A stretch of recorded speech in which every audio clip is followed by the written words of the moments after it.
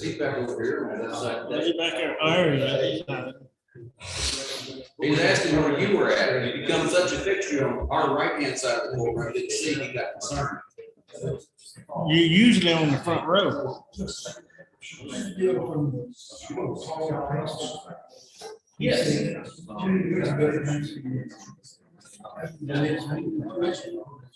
Let's look at the calendar and get out in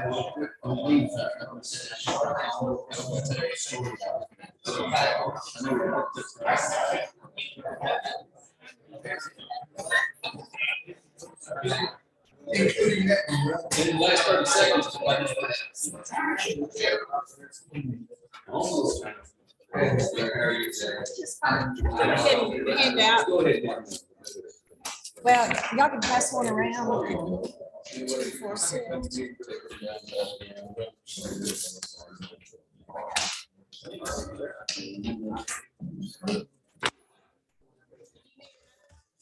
Good. Thank you.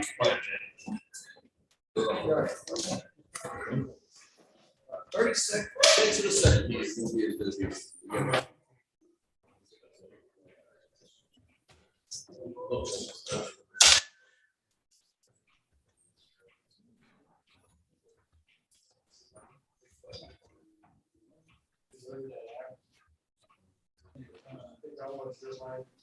The other one, or it's a little bit.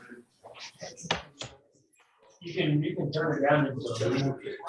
Yeah, I got my planner. Hi, hello, ma'am. Hi, what you doing?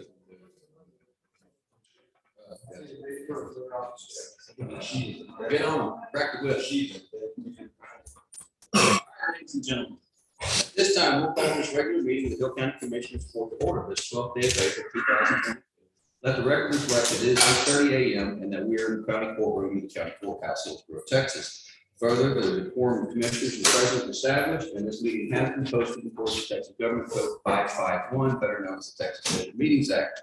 Before any undertaking whatsoever, I think first we should invoke the blessing of the Almighty at this time. Mr. Fox, if you lead us in word.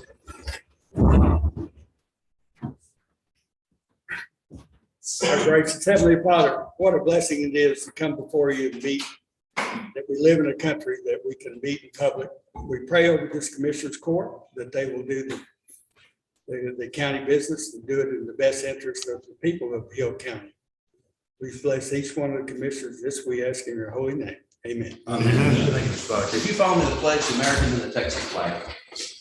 I pledge allegiance to the flag of the United States of America and to the republic for which it stands, one nation, under God, indivisible, with liberty and justice for all. Honor the Texas flag. I pledge allegiance to the Texas, one state, under God, one indivisible. Thank you all for being with us this morning. I appreciate that. Commissioner Thornton, what's happening with County Precinct 1?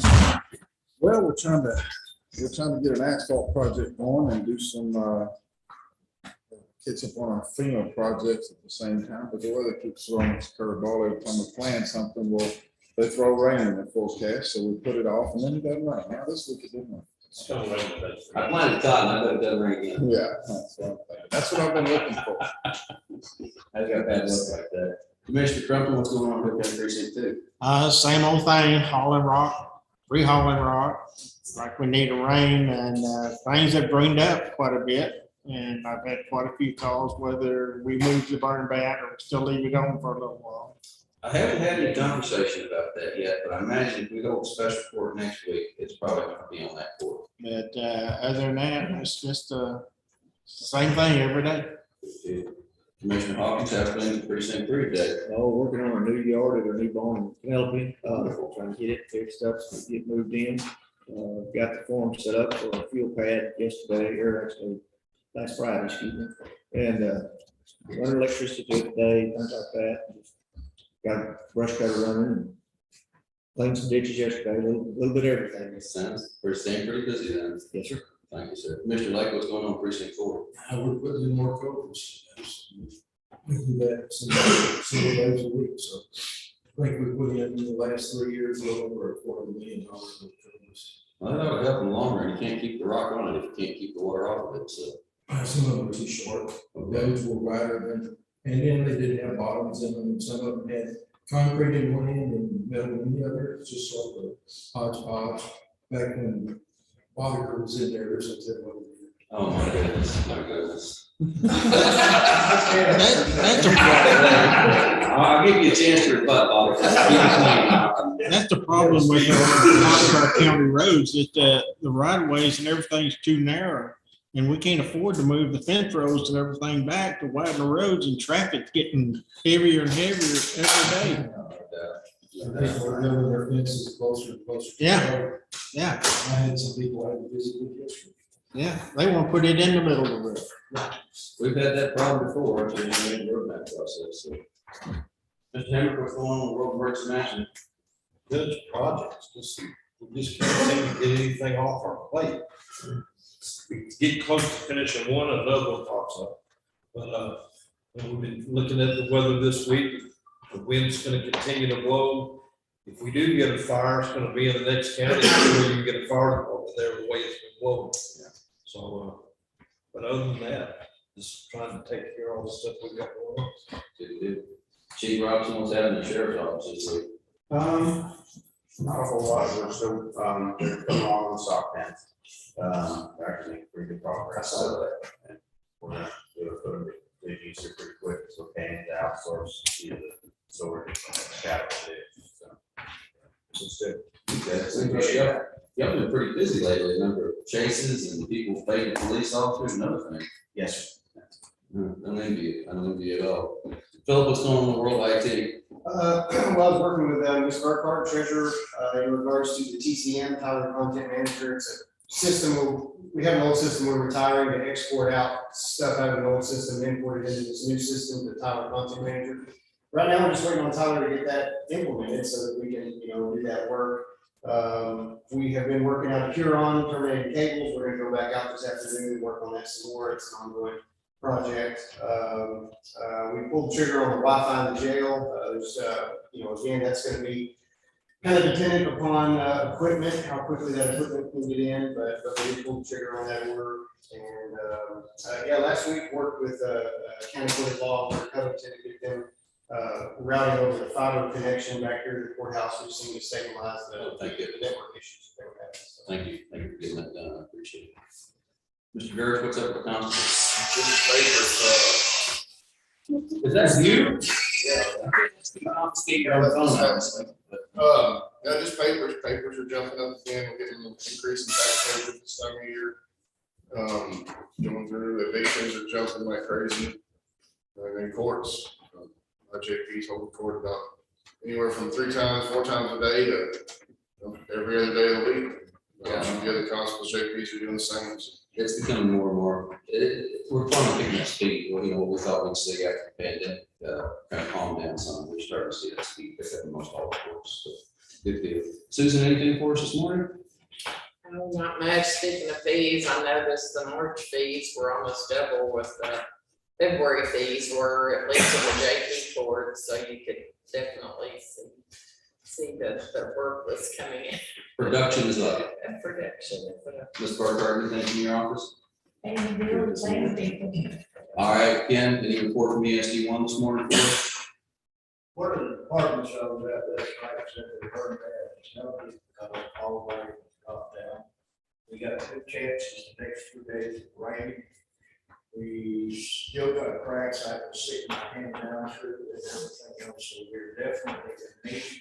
People are starting to mow, which is putting fuel on it. Yeah, I'll be honest, from this seat, I have no intention of removing that burn ban at this time. We'll wait another week, we'll put it on the next board agenda to discuss it, but just with the winds being what they are, and consistent updates coming out of the State Operations Center in Austin, that we're seeing these increased fire dangers again and again. Well, a little moisture we've seen in the southwestern part of the county, that wind's taken it out already, so we're just kind of back, we're holding even a little bit, but there's so much dead material under that green, there's just a lot of fuel for fires right now. Right now, we got a 3-inch rain, the way the wind's been blowing for the last week or so, or longer than that. It would last us about 2 days. There's some truth to that. Well, from this chair, lots of going on. Court has picked up a considerable amount in the last month or two. Probate court, I don't know if I've ever seen it this busy before. Construction and things, you've heard that the spray pins are coming along, that's moving forward. Nice folks from ICE Construction are making headway. Out at the AgriLife building, we have a conversation about a change order. We're gonna need to make that today on our agenda, so we'll follow it more. Covington Street, we have a proposal on that today, so we'll cover more. Covington Street Annex, moving forward. So far, we're in pretty good shape. Cameras got installed, somebody's back out at the fairgrounds, so we finally have cameras just to watch what's going on out there. I hope, I pray that's going to come to end some of the vandalism out there, maybe get that under control. Otherwise, we're staying plenty busy. You'll see that we made them pull out portions of this first floor ceiling for the folks working on the courthouse and reducing things. We're being fairly nitpicky about things because this is our building. It's important that we get it right the first time. We don't have to do it later. So there's some more work to be done, but this project is wrapping up fairly quickly now. Pretty good effort the last couple of weeks. I can't say that historically that's been the case, but at least they're getting close to finishing this and move it after. All right, well, that's about all I have because we got a really long meeting this morning. If there's something else you want to talk to me about or think about, hit me up a little bit later after the meeting. At this time, we would like to call for open forum. This is your opportunity. If there's an agenda or something you'd like to address the board about, it's not an agenda item. This is your opportunity to do so. If you would, please limit your comments to about 3 to 5 minutes of duration. And as we respect you, please show respect to the board. So open forum. Anybody here to talk about something that's on the agenda? Yes, sir. Brother, Yeah. I emailed you briefly. You asked me to keep to 5 minutes. My rehearsals have been around 5:10, if that's okay. That's fine by me. Can you identify yourself for the record, please? Yes, Your Honor. My name is Jeff Norris. Thank you, Mr. Norris. Go ahead, sir.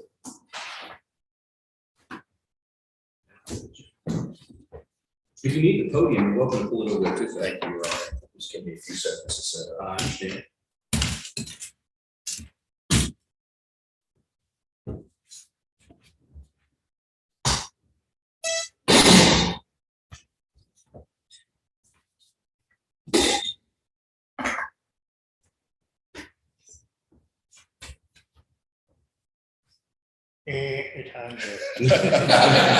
Judge Lewis, members, other commissioners, thank you for the opportunity to speak to you today. My name is Jeff Norris. My family lives about 1.5 miles to the west of Penelope.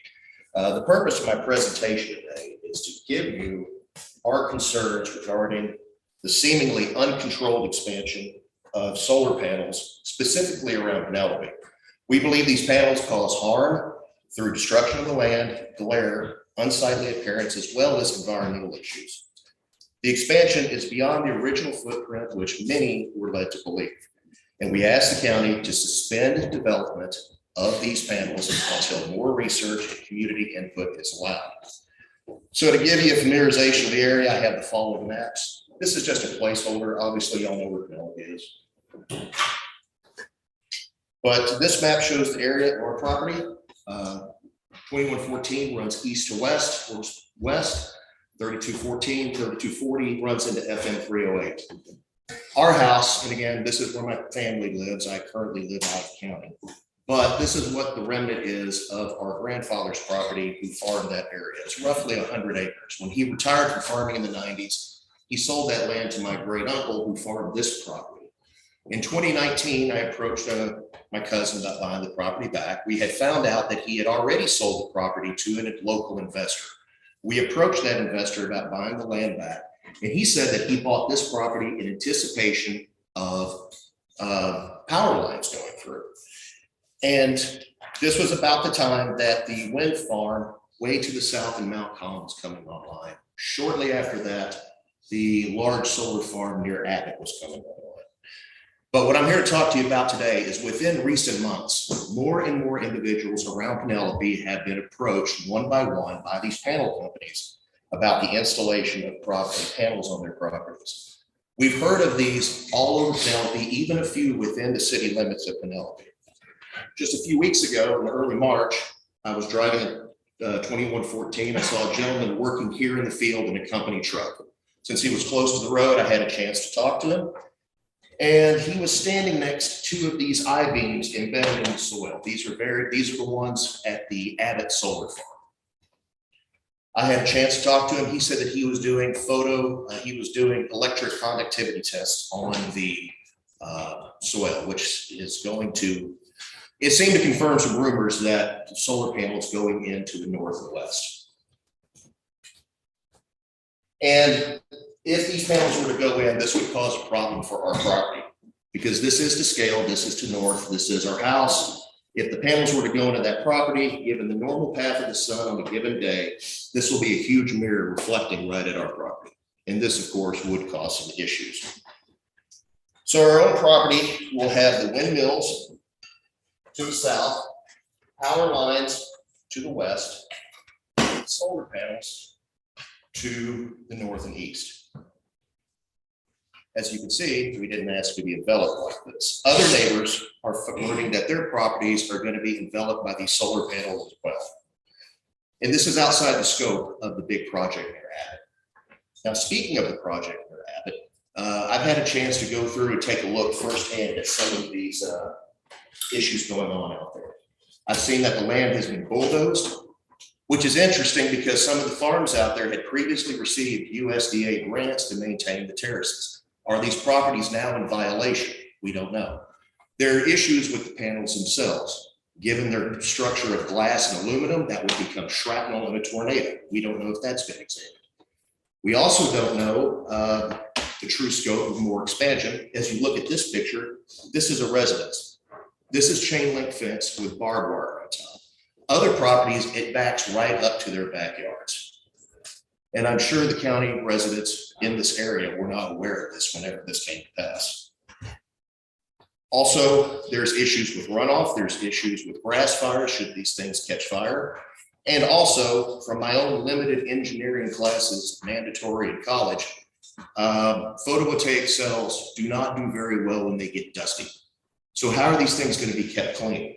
Is Byron water supply on the hook to keep them clean for the water source? If not, then who and what's going to be used for that? And then finally, the companies themselves. Open research online, you see that these companies organize into limited liability corporations, multiple LLCs under a parent organization. This gives them a chance to, when they go bankrupt, they can be absolved of their contracts and leaving the landowners on the hook without any responsibility for the parent company to remove the devices. How is that going to be for the landowners? Because this often happens when the government subsidies runs out, and there's plenty of open source you can look for yourself. And finally, why here? Why in Hill County? Why are they not doing this in, say, the Hill Country? Why are they not doing this in North Texas? There's just as much land up there. So in conclusion, I want to move back when I retire in a few years. I don't want to be living with this glare of solar panels pointed right at our house.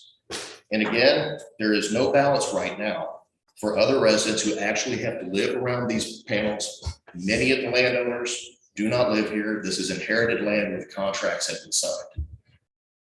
So in conclusion, more research is needed, more than the slick presentations from the solar panel companies. We ask the county to suspend further development of these panels until more research and community input is allowed.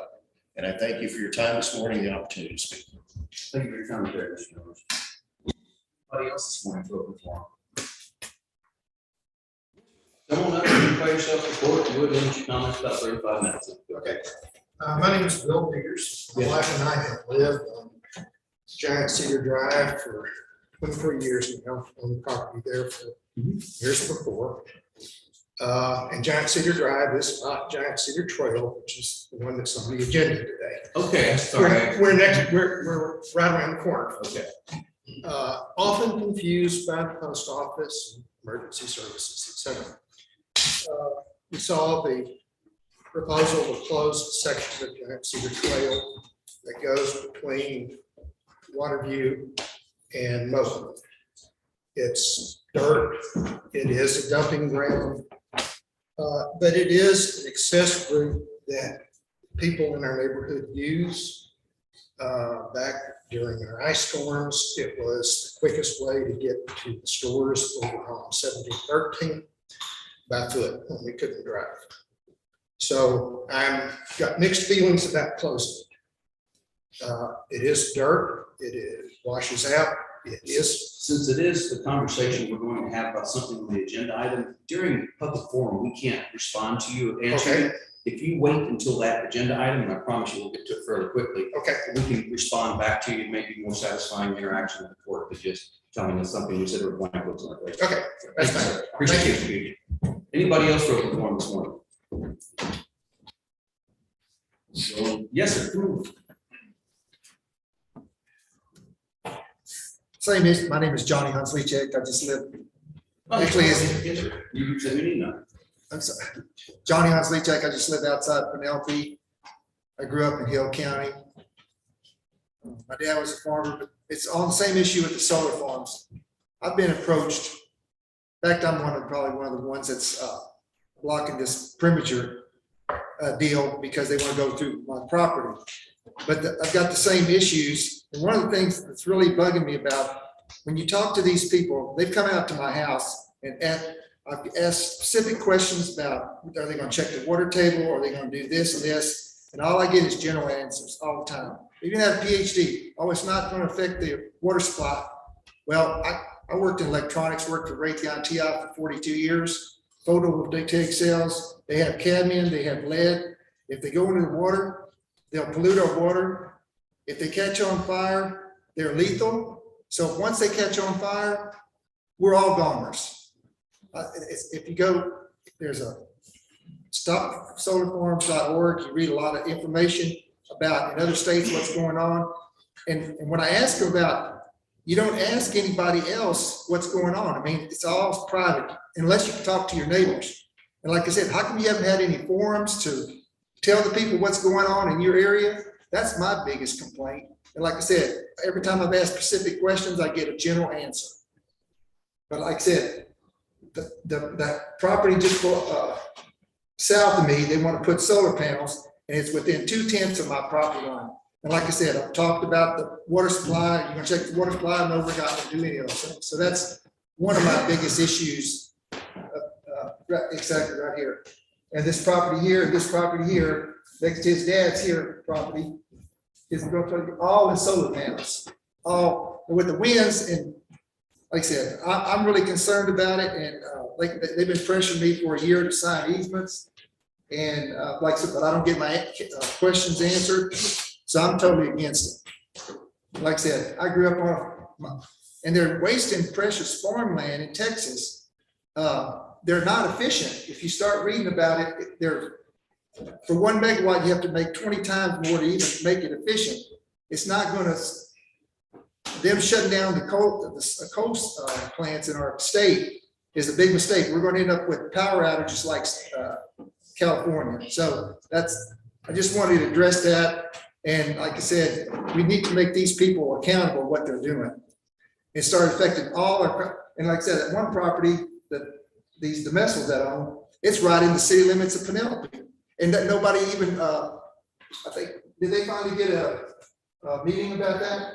They didn't even notify the city that they own this property possibly. So there's a lot of concerns on them. And I think the judge, y'all really need to look into it. And there's so many different ones. When I talked to some of my neighbors, they signed up and they said, well, we didn't know all the implications.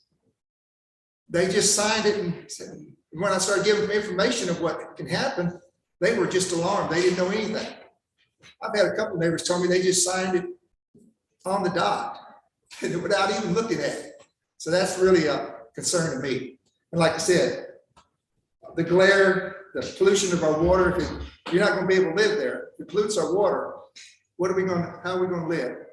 Like I said, our fire departments, our volunteer fire, they don't have the capability to put these things out because these panels are like 4 by 12 foot and they're by aluminum. But like I said, if they catch on fire, they're not going to be able to put them out. And it's going to affect the whole area. You're going to hail that stuff and we're in big trouble. So that's what I got to say about it. Thank you. Appreciate your comment. Anybody else about the forum this morning? Going once. What's that? Oh, I'm forgetting, is it, who's I signed up online? No, nobody signed up online? All right. Anybody online for public forum?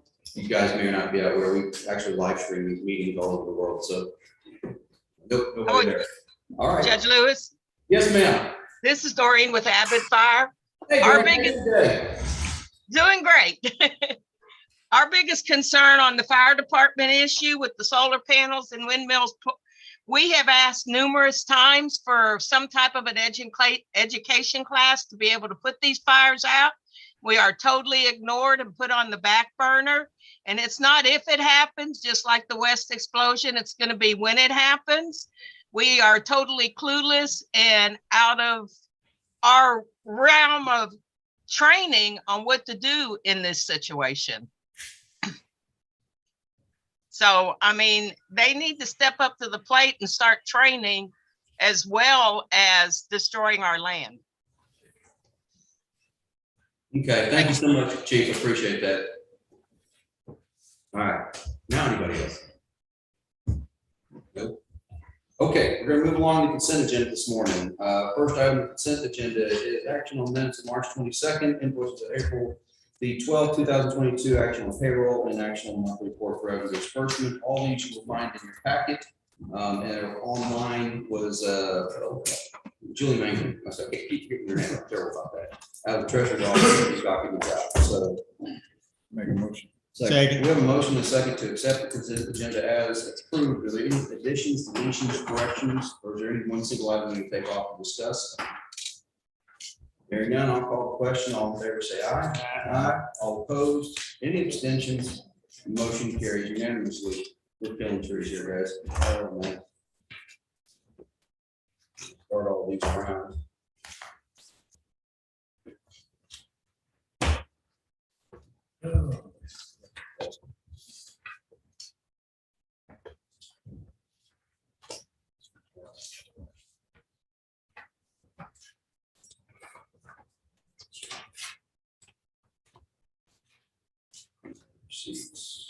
There. All right, moving on to board orders this morning. The first item of business is discussion of employee wage status change. We have before us a couple of changes this morning. We have Johnny Greenway for Roden Bridge 2, merit increase. We have Casey McFadden, Roden Bridge 2, a merit increase. We have Mr. Vernon Busby, the Sheriff's Office, he had an intermediate certificate. Oh, that's wonderful. That education program is working great. This is from Mr. Patrick Akins, forgive me, Sheriff's Office, successful completion of field training. Michelle Smith of the Sheriff's Office is moving on to greener pastures. Shane Hooten with the Sheriff's Office has obtained advanced certification for corrections officers. Congratulations. Ms. Meredith at the Sheriff's Office is a new hire in telecommunicator training and dispatch. So those are the employee wage status changes for this day. Make a motion to approve. Second. Motion and second to approve the employee wage status changes as presented. Is there any further commentary, discussion? If not, all in favor say aye. Aye. All opposed, any abstentions, motion should carry unanimously. Pass the orders, Martha. Next is observe and record monthly reports from fee offices. You have before you in your packet, a packet that has the fee offices. You look at the first page, it's the tax office, took in $2,769,242.47. The interesting part is on that second page.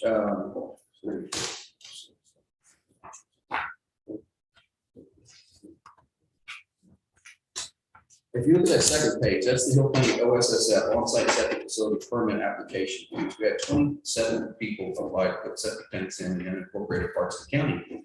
I remember we didn't get 27 in 6 months. So pay attention, things are growing quickly around here. And starting on page 3, including the document you have for some for the other three offices.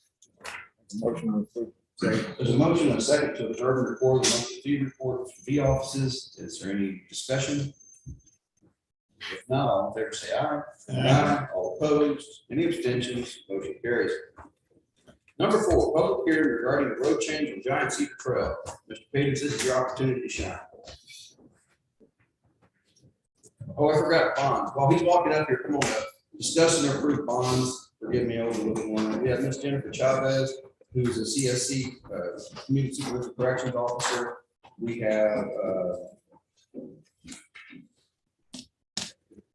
Mr. Brandon Elmore, who is with Hill County Deputy Elections Administrator.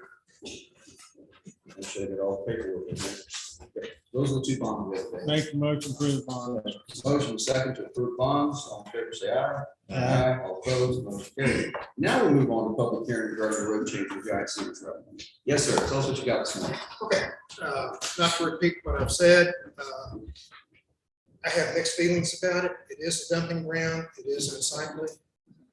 But it is a way for people who don't have vehicles or drive because of the ice to easily get to the Dollar General that's there right next to Mohan without having to walk long distances along 1713. So it's, I've got mixed feelings. Okay. I can see doing it as long as pedestrian traffic is continued to be allowed through. I know that the property owner probably wants to regain the ownership of the land and to control traffic because it's been a problem area.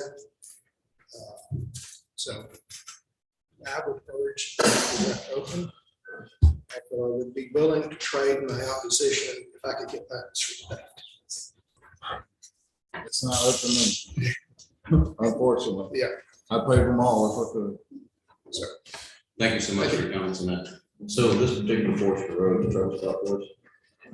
Yeah, we're constantly having to pick up trash and needles. Some Needles. needles, yeah, it's a dumping ground for drug paraphernalia. It's a dumping ground for RVs. There was a big fifth wheel RV brought down there and just dumped off. It was huge. And on the back of it, it said, they towed it in, it's something, but on the back of it said, in tow. And it's TOW. That was Or TOE, it was TOE. No, And we picked up, I've heard a lot, that's the first time I heard somebody dumping an RV. well, actually, it's the second one. We, my guys found some stuff down there, when we were doing Mohan, trying to say Mohan. That,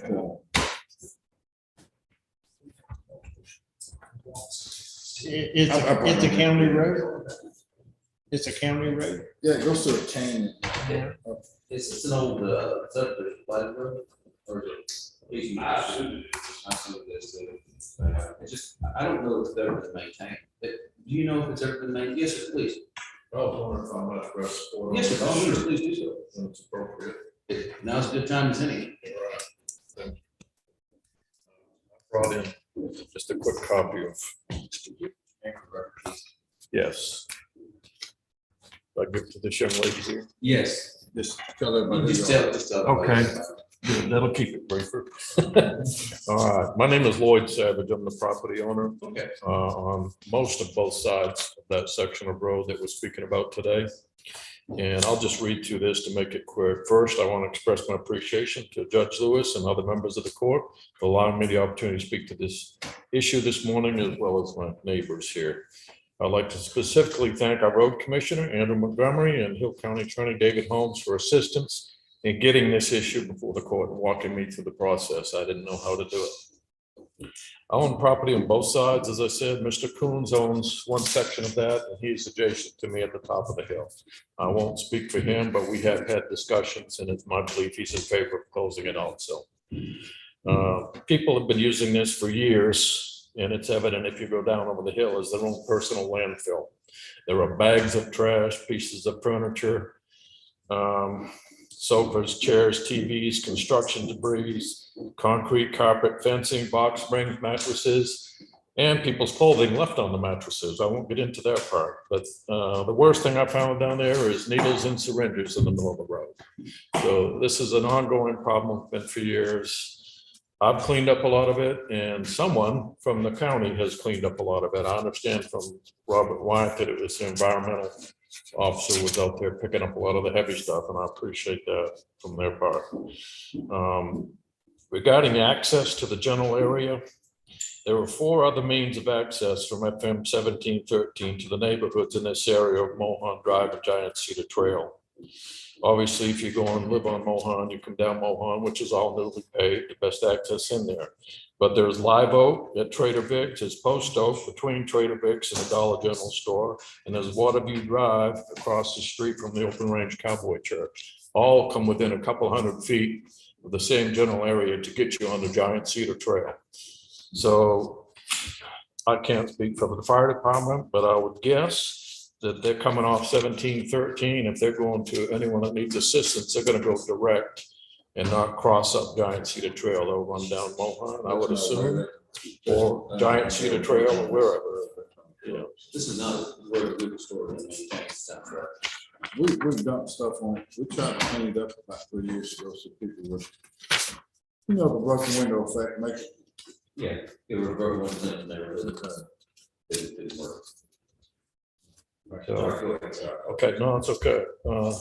Just for grins, because when we were considering this, what effect is it gonna have us and our neighbors for getting in and out access? Well, we took the car and now we didn't measure exact footage, but we used the odometer. So if you start at the top of the hill where Live Oak intersects Giant Cedar Trail, if you go to Dollar General, go Live Oak, Post Oak, 1713 to the store, it's a half mile, plus or minus on our odometer, okay?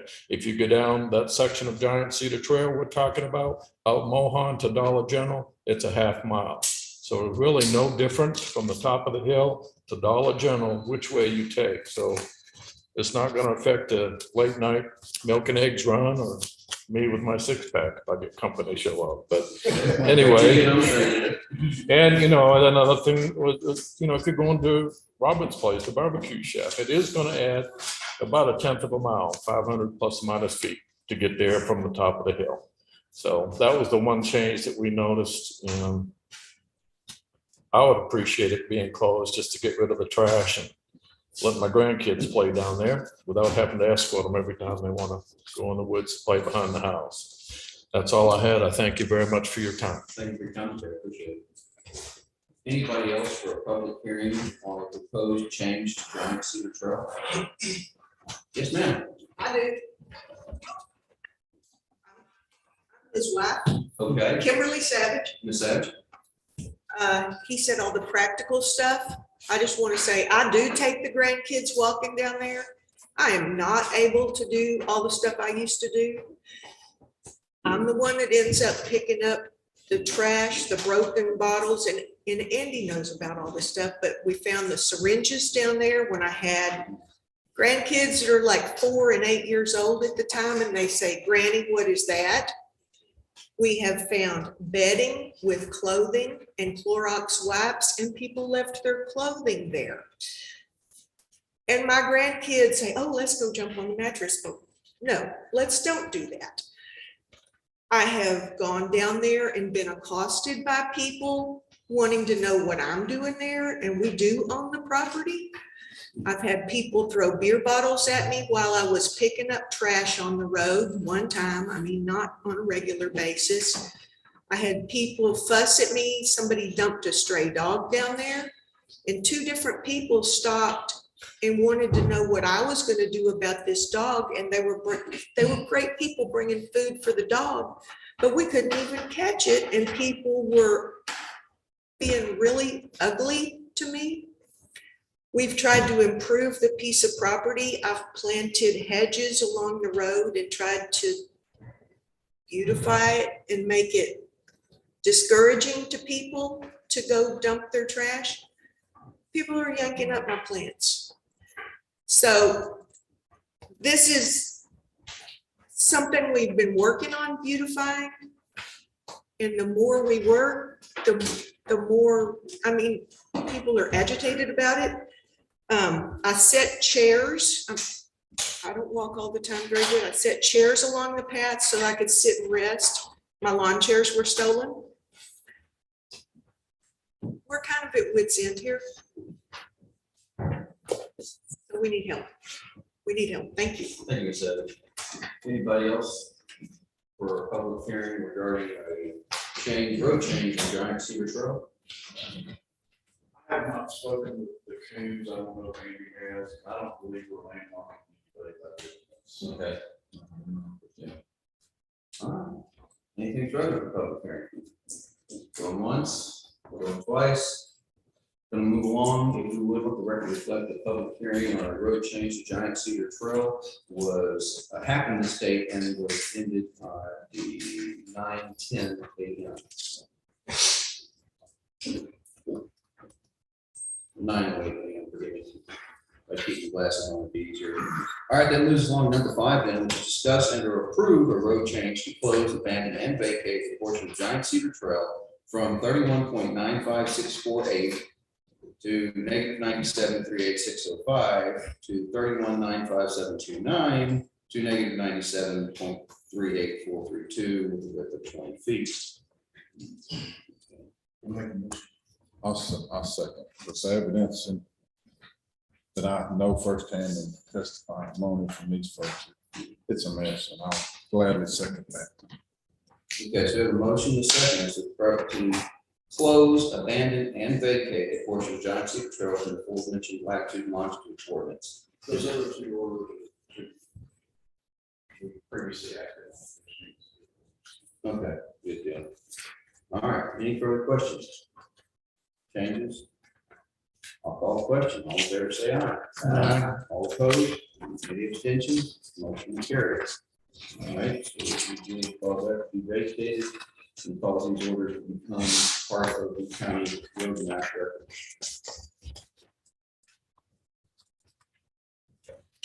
There you go, sir. Moving on to item number 6.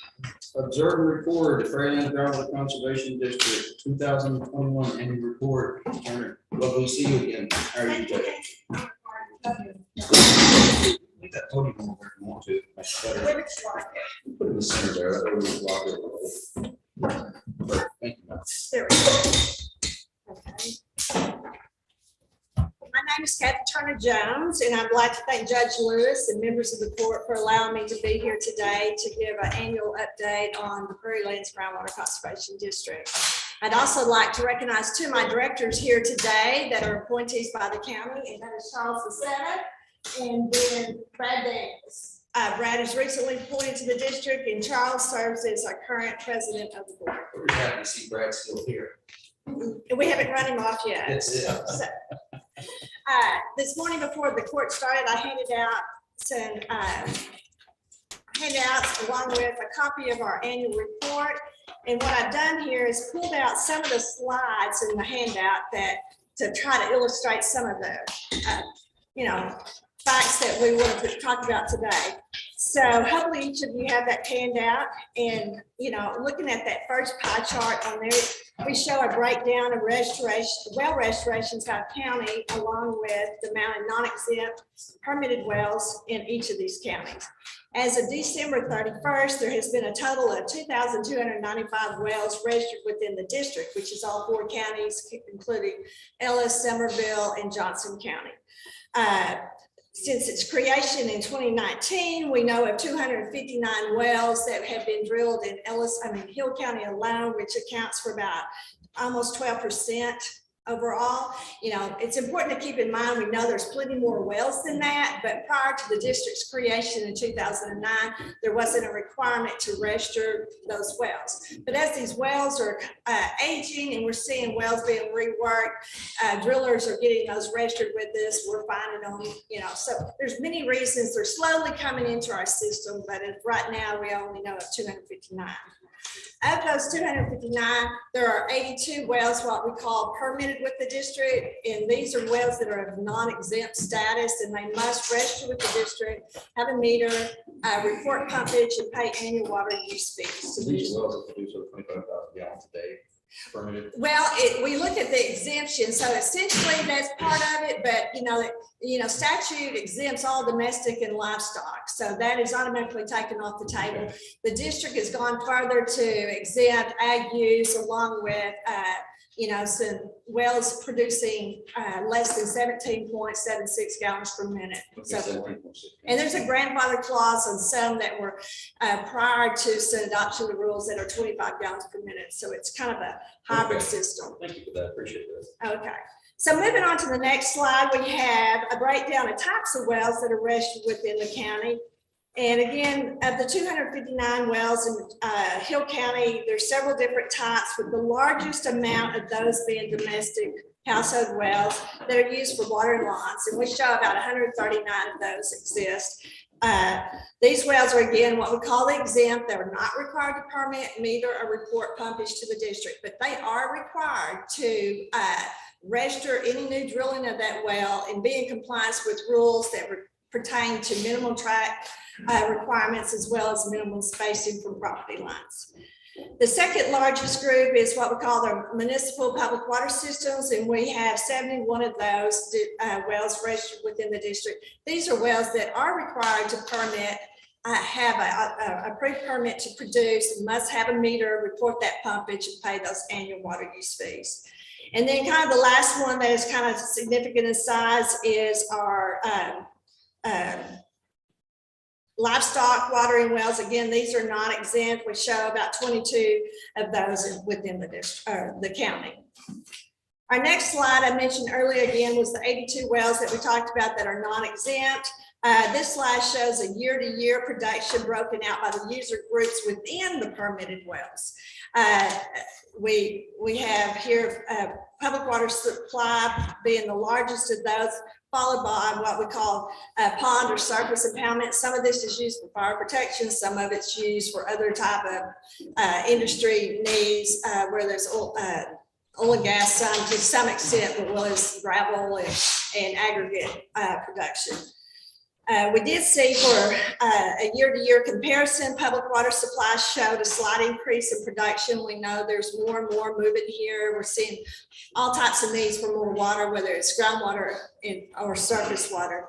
We did see a decrease in the pond and other surface impoundment. Some of this is doing better information within our system to recategorize those that might have been miscategorized previously, but it's also due to, decrease in operations for some of these, business is driven by need and stuff. So if they're not producing to what they were previously, then their water usage has gone down. So those type of industries will show up and down cycles as that changes. Okay. In our next slide, we have illustrated the permitted amounts for each county, so you can see what's happening in the other counties in the district, and in what we permitted with we've illustrated what's permitted with their actual production for 2021.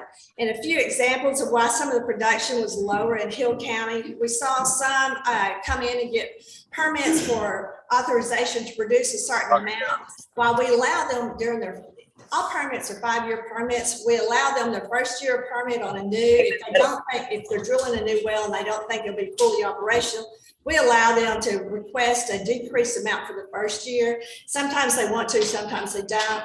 In one of the big instances here in Hill County, we saw one request a permit and then the actual well didn't come into existence. So even though that number is showed as authorized in 2021, there was no actual pumpage reported, kind of skewing that.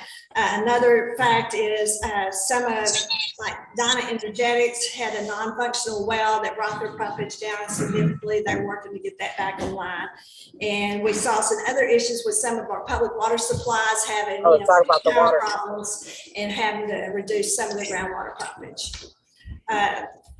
So that's pretty well what I wanted to highlight out of the annual report. Some other highlights I wanted to share with the district, and I know you have a long agenda, so I'll try to be very, very brief. One of the things we're very proud of, last year, we launched our new groundwater management information system, which is a new database that we're very proud of. This is more user-friendly for our public. It allows our permittees to do a lot of their, reporting and everything online. It gives us more real-time data to be able to work with our consultants as we move forward, looking at the science and just how much water is being produced from our counties.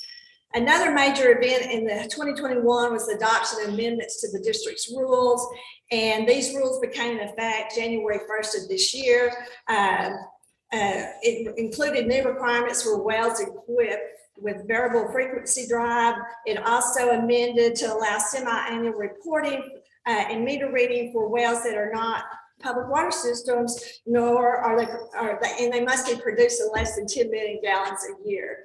We eliminated the use of a geographic weighted centroid to calculate minimum spacing from distance lines and from existing wells, and established a minimum spacing requirement between these new small capacity wells and existing wells, and clarified spacing requirements for large capacity. So we just changed the way we're looking at that. We found that the previous rule had some unintended consequences that affected those trying to get permits, and that was not the goal. So we went back to the table and tried to straighten that out. We also added amendments that clarify the calculation of continuous controlled acreage for operating permits for retail public utilities. We're seeing a lot of our systems in the counties having what we call a line system instead of a bounded CCN. This will give us some guidance on how we issue those permits, but it'll also help them as much as possible have as much acreage under their CCN for permitting purposes. Another thing the board looked at is tasking our planning and development committee to work with our hydrogeologists to develop an assessment of aquifer storage and recovery, as well as aquifer recharge within the district. This assessment report was presented to my board in December last year and approved.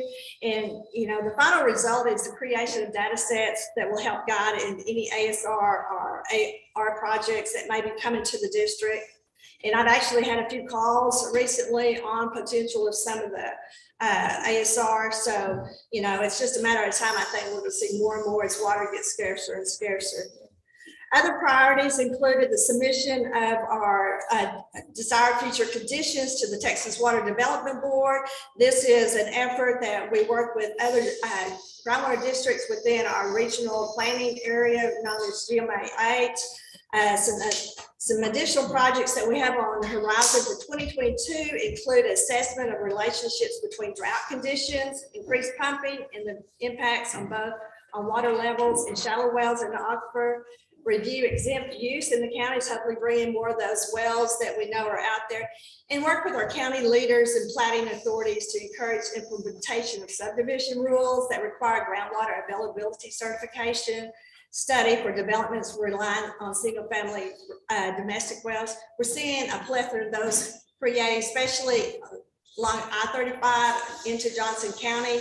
One of the things I want to stress to this court is we want to work with your planning department to look at, as these farm acreages are dividing out, because what we're seeing is front halves are cutting off and then they're dividing them up in 10 acres or whatever and requesting wells for each of these. But as these hands continue, or these lots continue to develop and subdivide, there is a requirement in our rules that all wells must maintain a minimum 2 acre requirement, but it also must maintain minimum spacing for property lines. And we have several instances we're trying to work out in Hill County right now. We'd like to have an input on that because we're in the process right now of redoing our subdivision rules and regulations. We've got our county surveyor, it's also a staff engineer, his input, county attorney, myself, and some other party, county clerk.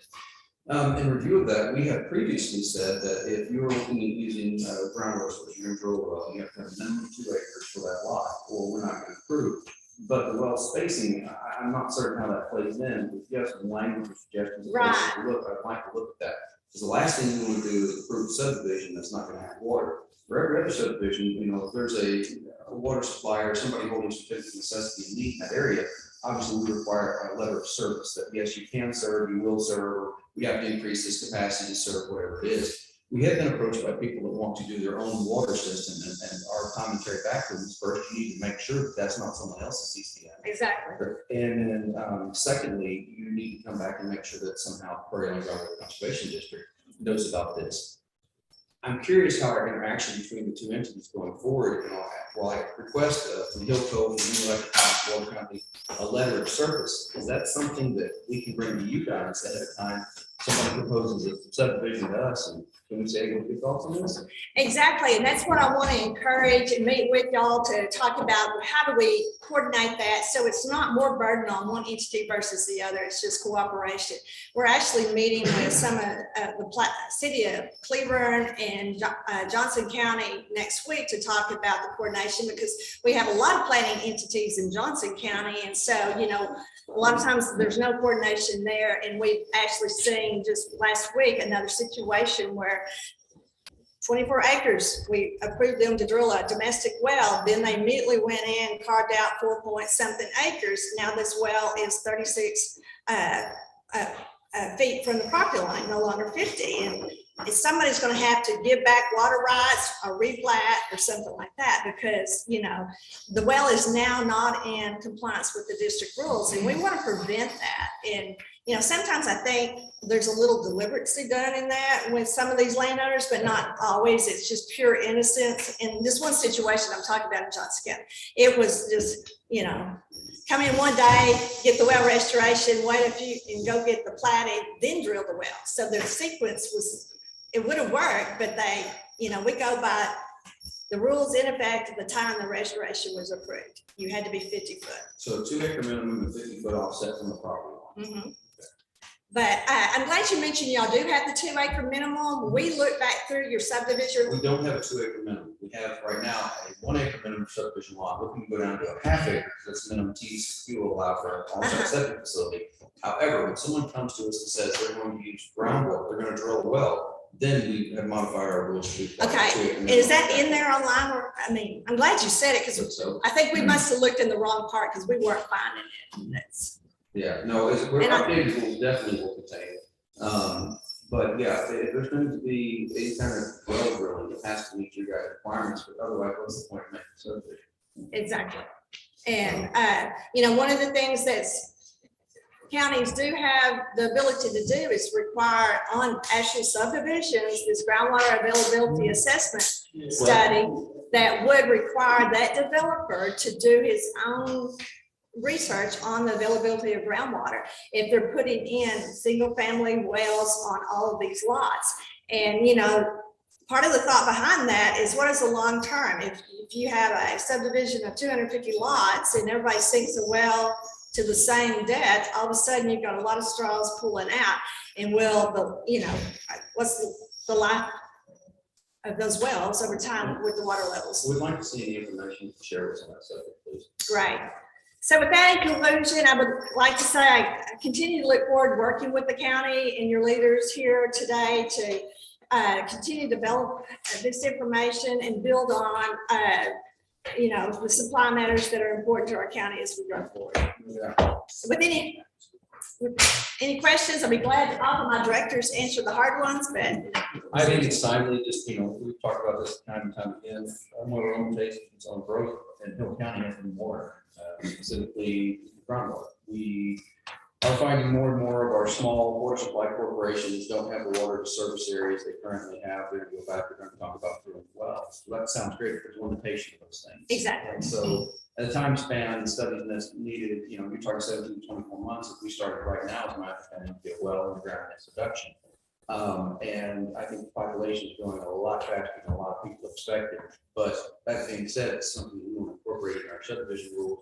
We don't have the ability to zone. We can't zone out solar panels. We can't zone out this. We do have the ability, though, in subdivisions to regulate in that realm. We're going to regulate. We don't want to wind up with a bunch of fishing camps like we had in 50 on Lake Whitney. That now have, you know, subpar roads, subpar facilities, subpar utilities. That's not. Right, because they will be calling you when it Every starts. day of the week. Every day of the So week. one of the things I think to keep in mind is I come back next year, look at the difference between the number of wells that have grown, because like you just mentioned, that growth is happening faster than we anticipated. So I think you'll see big jumps from 2021 to 2022. I agree. One last question, you've already touched on it slightly, and that is that people are coming in, they're buying farms, they're cutting them up. Where does somebody go to check out, hey, I bought this place, it's got a well on it, how do I find out if it's registered or not? What's the avenue for that? Well, they can definitely call us, and if it's not, we can look on the state to see if they have a, you know, all wells should have had a well report filed with the state of Texas. You know, so we do a lot of searching there. That's how we find some, but if we don't have it in our system, we're gonna definitely check there. But if not, we can send out staff to look at it, we can get it registered, the whole bit. If it was registered prior to 2018, it's exempt from that spacing. So that's kind of key, you know, where it is, but if that plating has changed post 2018, you know, it still has to go by whatever is at time of 2018. Okay. But, you know, there's a lot that we can help with on that. One of the things we're also doing now is anytime we issue a well restoration, we are filing a notice to buyer with the county clerk. We're having our attorneys work that up, that basically says that there is a water well on this piece of property, and that in the event this property sells, it must maintain these minimal requirements, what those are. And it's just another way, because we see a lot of people buying a piece of property, had no idea what they bought. And it's not to say buying in a groundwater conservation district is restrictive. We just buy it, you know, before them. When a lot of closings happen, there's a lot of things you're told about, but for some reason that's not getting on that disclosure list. And we're actually working with legislators to get that cleaned up where there's more information. Right now it said, only thing it says is you must disclose if you're in groundwater district, but it doesn't say who it is or anything about it. What percentage of wells are actually registered with the state? And are there a number that are grandfathered out there? Are you talking about statewide or like for this area? I would probably say 80%. You know, the state had a really huge backlog at one time of a bunch of reports just hanging on filing cabinets, and they brought in a lot of interns to get that caught up. But what we're seeing, there's still some that just you know, you as a homeowner can drill your own well, but you have to file a well report. You know, and so you don't have to be a licensed driller. A lot of that's never getting done. And so there's some of those things like that. And, you know, one of the things my staff does is we're out and about, we try to notice all wells and verify that we have some information on it. Is there any limitation to how many wells can be done in a specific geographic area? I'm working with one particular property right now. And it's, what do you think, there's 200 properties up there in that area we were in. I mean, every one of those people are gonna have to do it well. Yeah. So our rules require effective 2018, it's May 17th, 2018.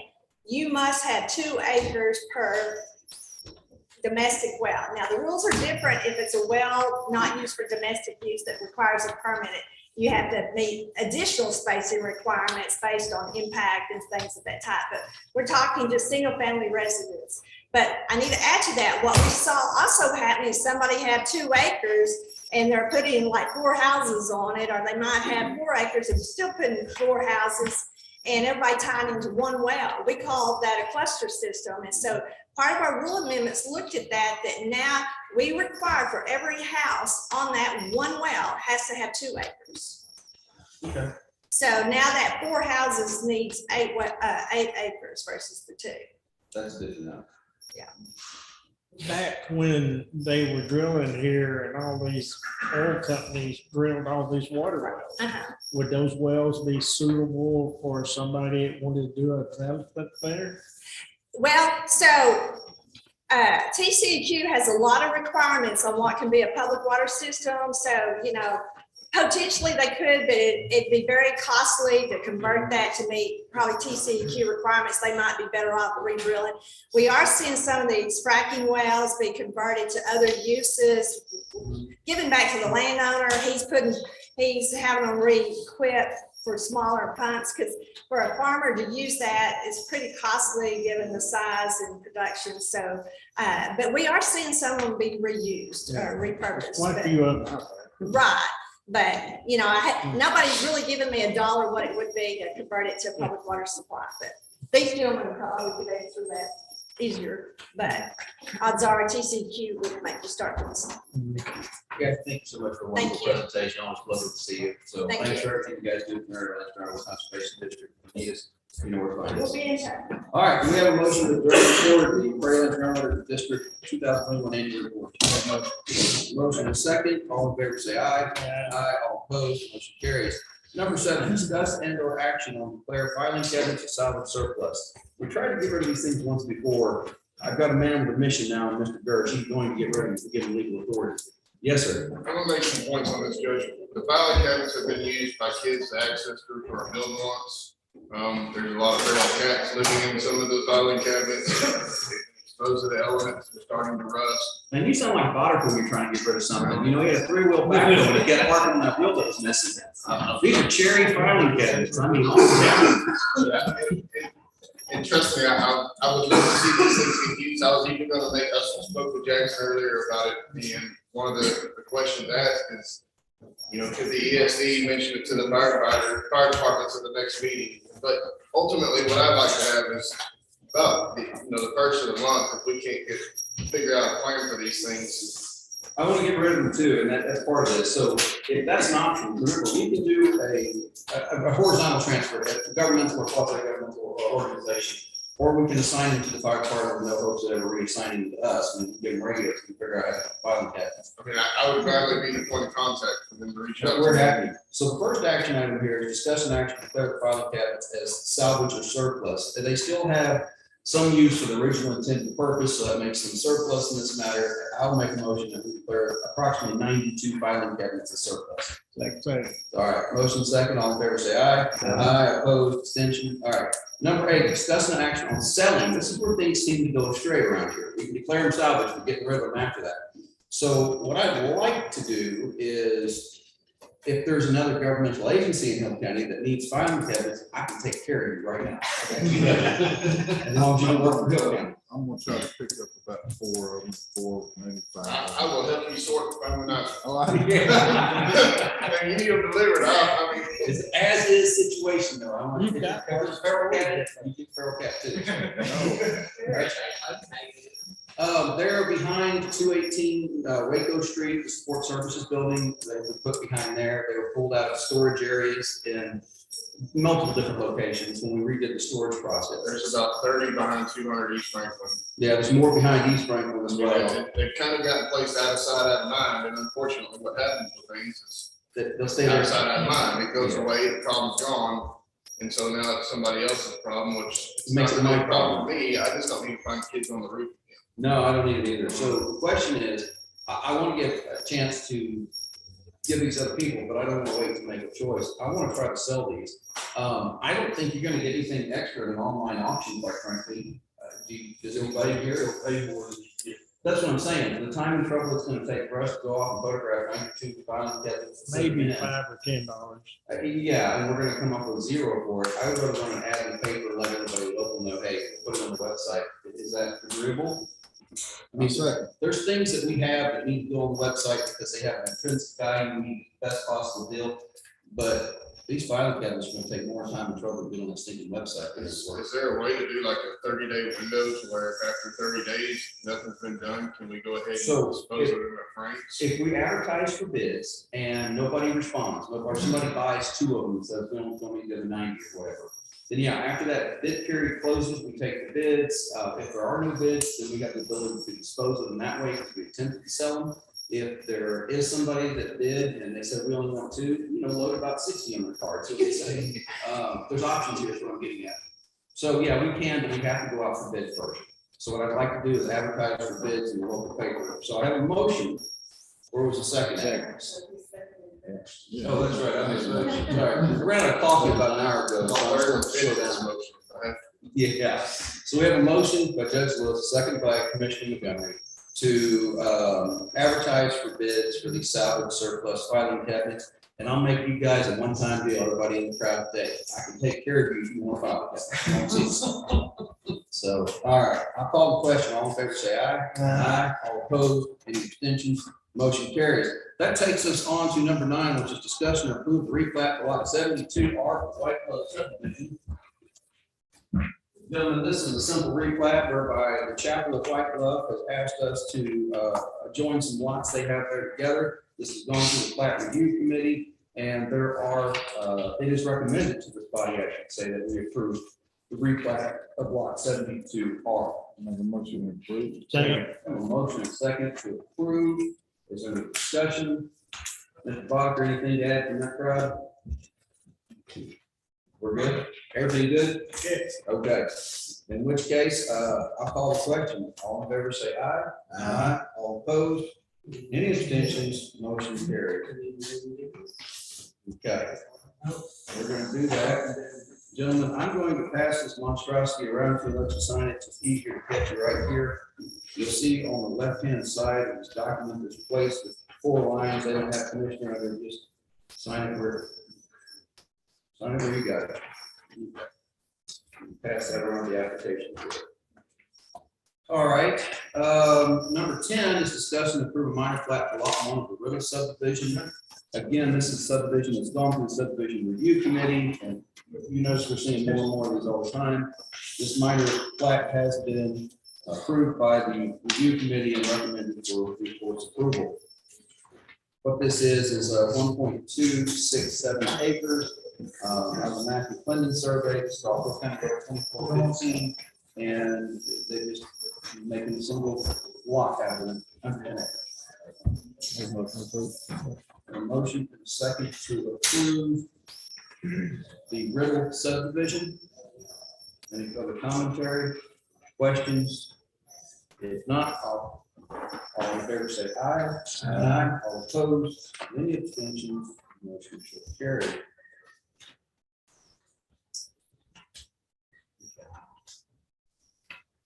Trying to figure out how to do this, that's. Here you go, my friend. All yours. All right. Okay, number 11, discuss and approve the appointment of Lindsay Kimball to Child Protective Services Board. We've had a request from Ms. Kristen McGinty, who heads up that board, that we appoint this position, and I will make a motion that we appoint Ms. Lindsay Kimball. Second. You should know about it. You get volunteers, tell them what we're gonna do that time. She's a little firecracker. I'll tell you that. Yeah, I think she knows. All right, we have a motion and a second from Commissioner Crumpton. Any further discussion? If not, all in favor say aye. Aye. All opposed? Any abstentions? Hearing nothing, motion carries. Thank you, Ms. Kimball. Appreciate your service to the kids of this county. Number 12, discussing or action to raise election worker pay $12 per hour. Folks, it's not getting easier to election workers. The maximum allowed in the law right now is $12 an hour. Those people who work those 12 and 16-hour days for an election. And we put it before the Elections Commission. The Elections Commission thoroughly discussed it and then voted to approve it for your recommendation that we pay election workers and we're responsible for it. That would be the early vote during the primary. The day of vote is the responsibility of the party. And then any other election the county conducts, by we're the authority calling the election, and we're responsible for that. So it'd be my recommendation to this board that we increase election worker pay to $12 per hour. Second. I guess I made a motion and Commissioner McCollum made a second to that motion. Anything further? If not, all in favor say aye. All opposed, any extension, motion carries. Number 13 is something we're probably gonna have to put off. It's discussion action and compliance with Senate Bill 6. Senate Bill 6 is the attempt the Texas legislature made to improve the way we magistrate folks. And they can't even follow their own rules. They have a system that's supposed to be up and running by April 1st. Now it's still not running. No clarification from TAC to this point. There are some things coming out of the training center for JPs, the municipal judges. But the reason we're having this today is we need to have a discussion regarding appointing a local authority to be the person that does all this new reporting is magically supposed to happen. Judge Brazel has offered to do that, but again, he's not here. He got called away. He had to sit for another judge this morning. I'd rather bring this back another time when we have an opportunity to talk. There's not a real time presence on this. So if you would, gentlemen, allow me to pass this to our next agenda, and we will take up this discussion at that time. All right, number 14, discussion action of County Commissioner Precinct 1 payment for F5798 FM 933. Man, oh man, you got some money? Oh, ask. So we bought the Huron facility and we are moving, one outpost on that on the north side of the county. I believe our original discussion, from what I can find, was that for $800,000 the purchase price of the building was 7.25 acres, that we agreed that the county would pay $600,000 and that the commissioner paid $200,000. However, that's not right anymore. So I need to figure out if we're gonna do that or really sticking with something better. I'm all about $200,000. I recommend 300. Yeah, where you want me to ride it? Y'all can come help me kill rattlesnakes out of there. You want to sell those, make you some money. You see, you can get those filing cabinets with cats, the cats are helping. There you Those go. filing cabinets are out there. If you're on, I will set them on fire before I got here. You need 20? I got you for 20. Got down to 20. I'm gonna vote for y'all for president and senate. No, y'all seem like y'all to solve all the problems. Oh, man. So that was the original agreement we had amongst us, but it wasn't in writing, and I need to put something in writing, so that we can make sure that we have an order of this for, show the auditors at a later date, and they come in and suggest, well, why don't you do this or that? Yeah, I'm that's. Questions, from the others? I don't have near as fancy a barn as everybody else does, but I'm not paying near as much as y'all already. No doubt. Yeah. You have a barn. Yeah.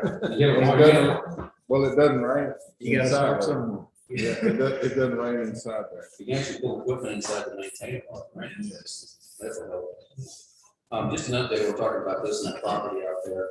We've got the ceiling going in again. That was held up because we couldn't get the materials for that suspended ceiling for a while. That Tucker's just didn't put hands on. But that continues to move forward. The HVAC guy told us he'd be ready by the end of this week to start testing the systems. The tile guy, we made some, I took Mrs. Hemrick with me because you know I'm colorblind, so color's not really my thing. And the best person I know for color is Miss Hemrick. If you've ever seen her photograph, you understand she's got a eye for color. So anyway, she helped us pick out some options for the flooring. We're gonna go with a laminate that's got a 30-year commercial warranty, 20-year commercial warranty, sorry. And then for the bathrooms, we're gonna do tile. That tile work is probably gonna start this week. The rationale behind that is we need to have that building ready for voting in 3 weeks. So to do so, get the tile down in the bathrooms. We have water out there, it's running right now, power that stuff, so we're in good shape. That's a water well, by the way. And I asked those questions a minute ago, but that's ready. We need to get our house over there. So anyway, that's what we got going on. But with that being said, Susan, exactly what action do you need from the board today? Just to approve the amount, and then are you gonna pay it all this year, or pay it this year and next year, or? Well, I'd like to spread it out over a couple of years. I can't see what I'm gonna get back to thing stuff. I don't think we do interest rate 8 or 9%. Yeah. Yeah, to talk to Susan about that, I don't know. Yeah. So can we make it over a 2-year payment? Possibility? I just need y'all's approval, that we're all in agreement. You got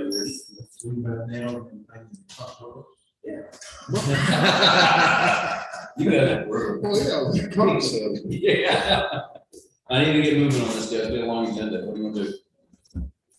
I'm making a motion we do 200,000.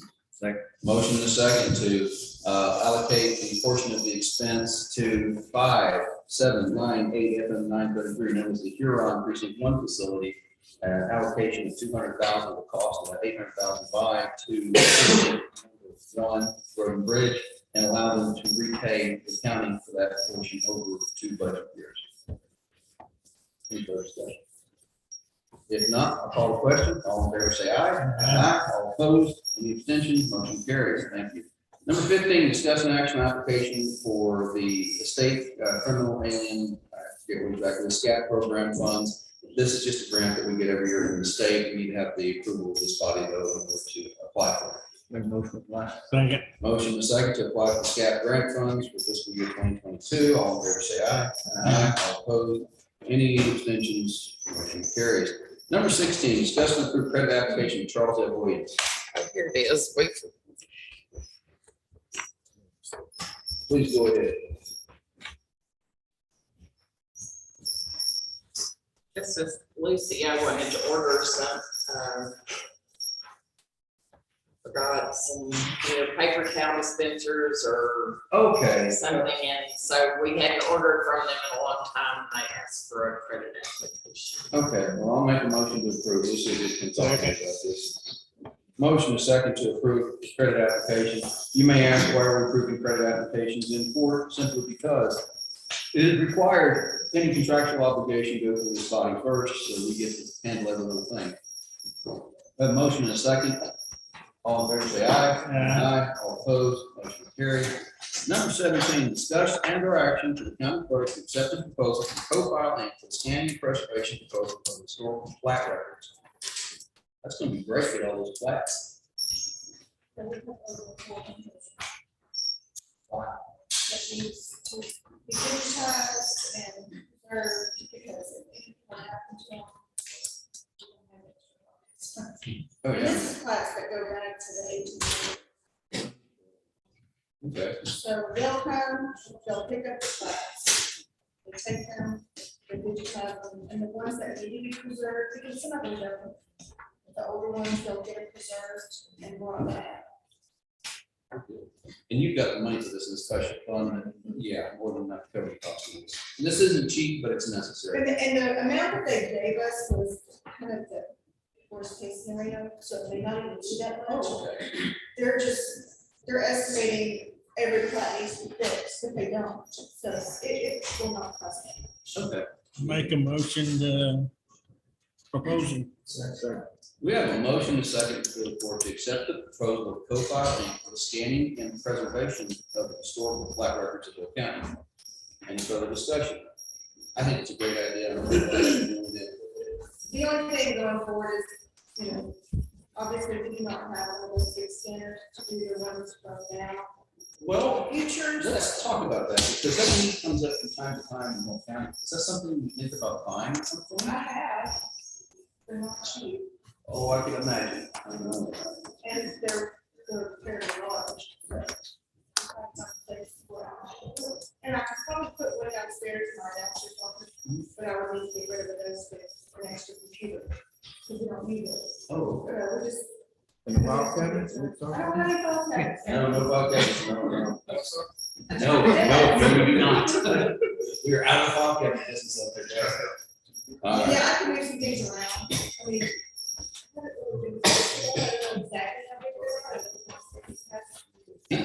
He's got a printer, it won't scan, but yeah, it's about 4 foot wide, I guess. That And would then be we nice. can put those directly into our I think software. that'd be great. I think that's great. All right, so the motion second for the board this time is to approve the proposal from Co-File for scanning and preservation of Phil County plat records. All in favor? Aye. Aye. All opposed? Any abstentions? Motion carries. Pass that around. Number 18, discuss and approve fourth amended and restated Hill County tax abatement guidelines. Guys, we're getting hit up with a lot of folks about tax abatements, green energy. We've gone through this. This document is, currently we have the third restated Hill County tax abatement guidelines. This lays out almost all the same terms. Basically, what it changes is the amounts that the court will consider. And again, this is a shot in the dark, guys. This is just an idea, but we need to get something on record somewhere to let people know what we're doing. What we previously had was on clean energy between 20 million and 50 million. We had like 50%, between 50 million, 100 million capital investment, 40%, I'm sorry, again, 50%, and 100 million and 200 million. It came out to about 52%. I think that's too much. I think we need to get less. So I toned it down to basically for abatement for a project between 100 million and 200 million, or 200 million plus, start at that. 40%, that's it, over a 10-year period. Less than that for between 100 million, 200 million, between 50, and we cut the period back from 10 to 7, 50 to 100, go to 7 years. And anything under 50, between 20 and 50, would be this period of 6 years. Again, this is just a starting point for discussion. It's not hard and fast and concrete, but I think what our current proposal that we've got is just giving away too much. And I'm not saying there's no mistake, the more we learn about this, the more we see the problems and cause, the more we can take them back. Do we, or to your knowledge, have we ever given tax abatements to any other entity that's come through, say pipeline, that type of thing? I've never had a pipeline ask for abatement, that's new. Other items, yes, IKO, Johns Oh, Mansfield. yes, yes. I'm talking something that's gonna be out in the precinct and destroy our roads, not things. Dynergetics, I think we did something with Dynergetics. I may be wrong about it, but I think, so. But that's the one I know of. I'm just speaking from my experience in precinct 3. When we put this 42-inch gas line through our county that spans the length of the county, the east side of our precinct was destroyed. If they did it during the winter, it was wet, and it was up to us to take care of everything, and anyway, that's the damage, to my knowledge. So I'm wondering why we need to give these folks any favor when they can come in and tear up our roads. if they want. I mean, Mr. Morrison, I see your hand recognized. yes, they're gonna, especially the wind turbines, now the solar farms, they do their things too, but the wind turbines, they come in, they widen out the curves that they need to, but that's on private property that we have nothing to do with. And I'm just not sure I'm gonna give them any of that. I understand, and that's why we're having this discussion this morning, see where everybody feels. I just need guidance from this body, what I need to do. So, Yeah.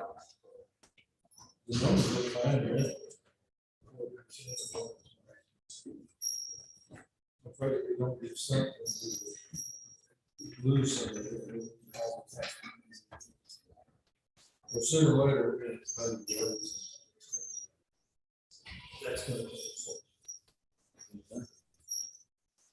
Well, they're coming in and developing, and our county roads can't withstand all the weight trucks coming in and out. Are they gonna be responsible to help rebuild these roads? Well, that's one of the reasons we have the abatement guidelines, is two major reasons on this. Number one, we learned from our partners out west, but you don't negotiate with them at all. They come in every year, they see the appraisal district, we pay a special surcharge, fight the lawyers all the time. And ultimately, they need to lower the cost valuation of that after more on tax property instead of losing, say, you point out the West Texas. Not somewhere else in Hill County, but the state law allows them to point to West Texas. And say this is what the value of the property value is much lower. The second thing is that, yeah, it's the negotiating tool we've used for years to get our roads fixed, get them afterwards. You know, if somebody goes out and messes up the county road, yeah, can we take it to court? Of course we can. That's a long drawn out process that takes years to do. If we can contract for them up front and say, okay, hey, look, you guys want to come here, great, you want something, here's what we want in return. It's always been kind of our leverage. Again, I don't know what happens if you don't do it. I'll be honest with you, I really don't. I've heard stories elsewhere, but I can't tell you any of that's accurate any more than anything else I hear from the shop. But we're gonna be out, the money out of our budgets, and they're gonna be 2 years, 3 years going online before we collect anything. Yeah. We're gonna be out of pocket right off the bat. Oh, I agree. do we have any appraisals of what these wind turbines or solar farms are going? I mean, I know what they told us, so have we had outside? Well, that's one thing in our contracts, you know, when we do this, we're able to put a minimum value, a floor, if you will. So there are companies that are unscrupulous and will go, oh, yeah, we can say $100 million project. And the next thing you know, they'll turn around and deal with us, the appraisal just drop the appraisal value, way below that. And you're stuck. So what I like about our council is he got one years ago on a deal like that. And Mr. Dixon has put in every agreement that we've signed to a floor that says, hey, if your appraised valuation goes below this by action that you caused, aka you sue the district and cause these lawsuits, then this deal's off, it's over with, it's not good. You know, we don't do this to attract these companies. They're coming here for multiple reasons. Part of the reasons is land is still relatively cheap, and there's a lot of here development land. The second reason is that PUC, Public Building Commission, Fres line, that line went through and we thought we were the only county to fight it because we knew it was coming and we lost that. 200 some odd folks fighting that thing. We're the only county. What's happening is these solar companies, or solar and wind, or clean energy folks, they get a cheaper rate to go to that Fres line, certified renewable energy zone. So that line, it jumps all the way over to Samsfield, Swisher County and Samsfield, used to have it, then goes to Nevada County and turns north. We are, as my understanding, ERCOT, Electric Reliability Council of Texas, we're in the north zone, possibly the last county south that's in the north zone. I also understand from conversations with these folks that the reason there's something here is because when you get out of that north zone, there's extra cost to transmit electricity into the north zone. Well, everybody wants to send it to the Metroplex, that's where the demand is. So that's what we're seeing, why people are coming here. Again, relatively, I wouldn't call any land kind of cheap anymore, but comparable to areas around us, the availability of it. And you hear rumors, some people come to us, some people don't. I've heard 2 or 3 out and about looking in the county. We'll get others if you want to approach the county again. And I need to get an idea of what we're going to do. How do we balance the fact that, you know, we have people with private property rights that can do what they want to with the land, but we also have public rights whereby they tear up our roads and they, you know, they put a strain on our facilities. How do we balance those 2 things? And the only way we've been able to do that to date is to have some kind of agreement with those companies.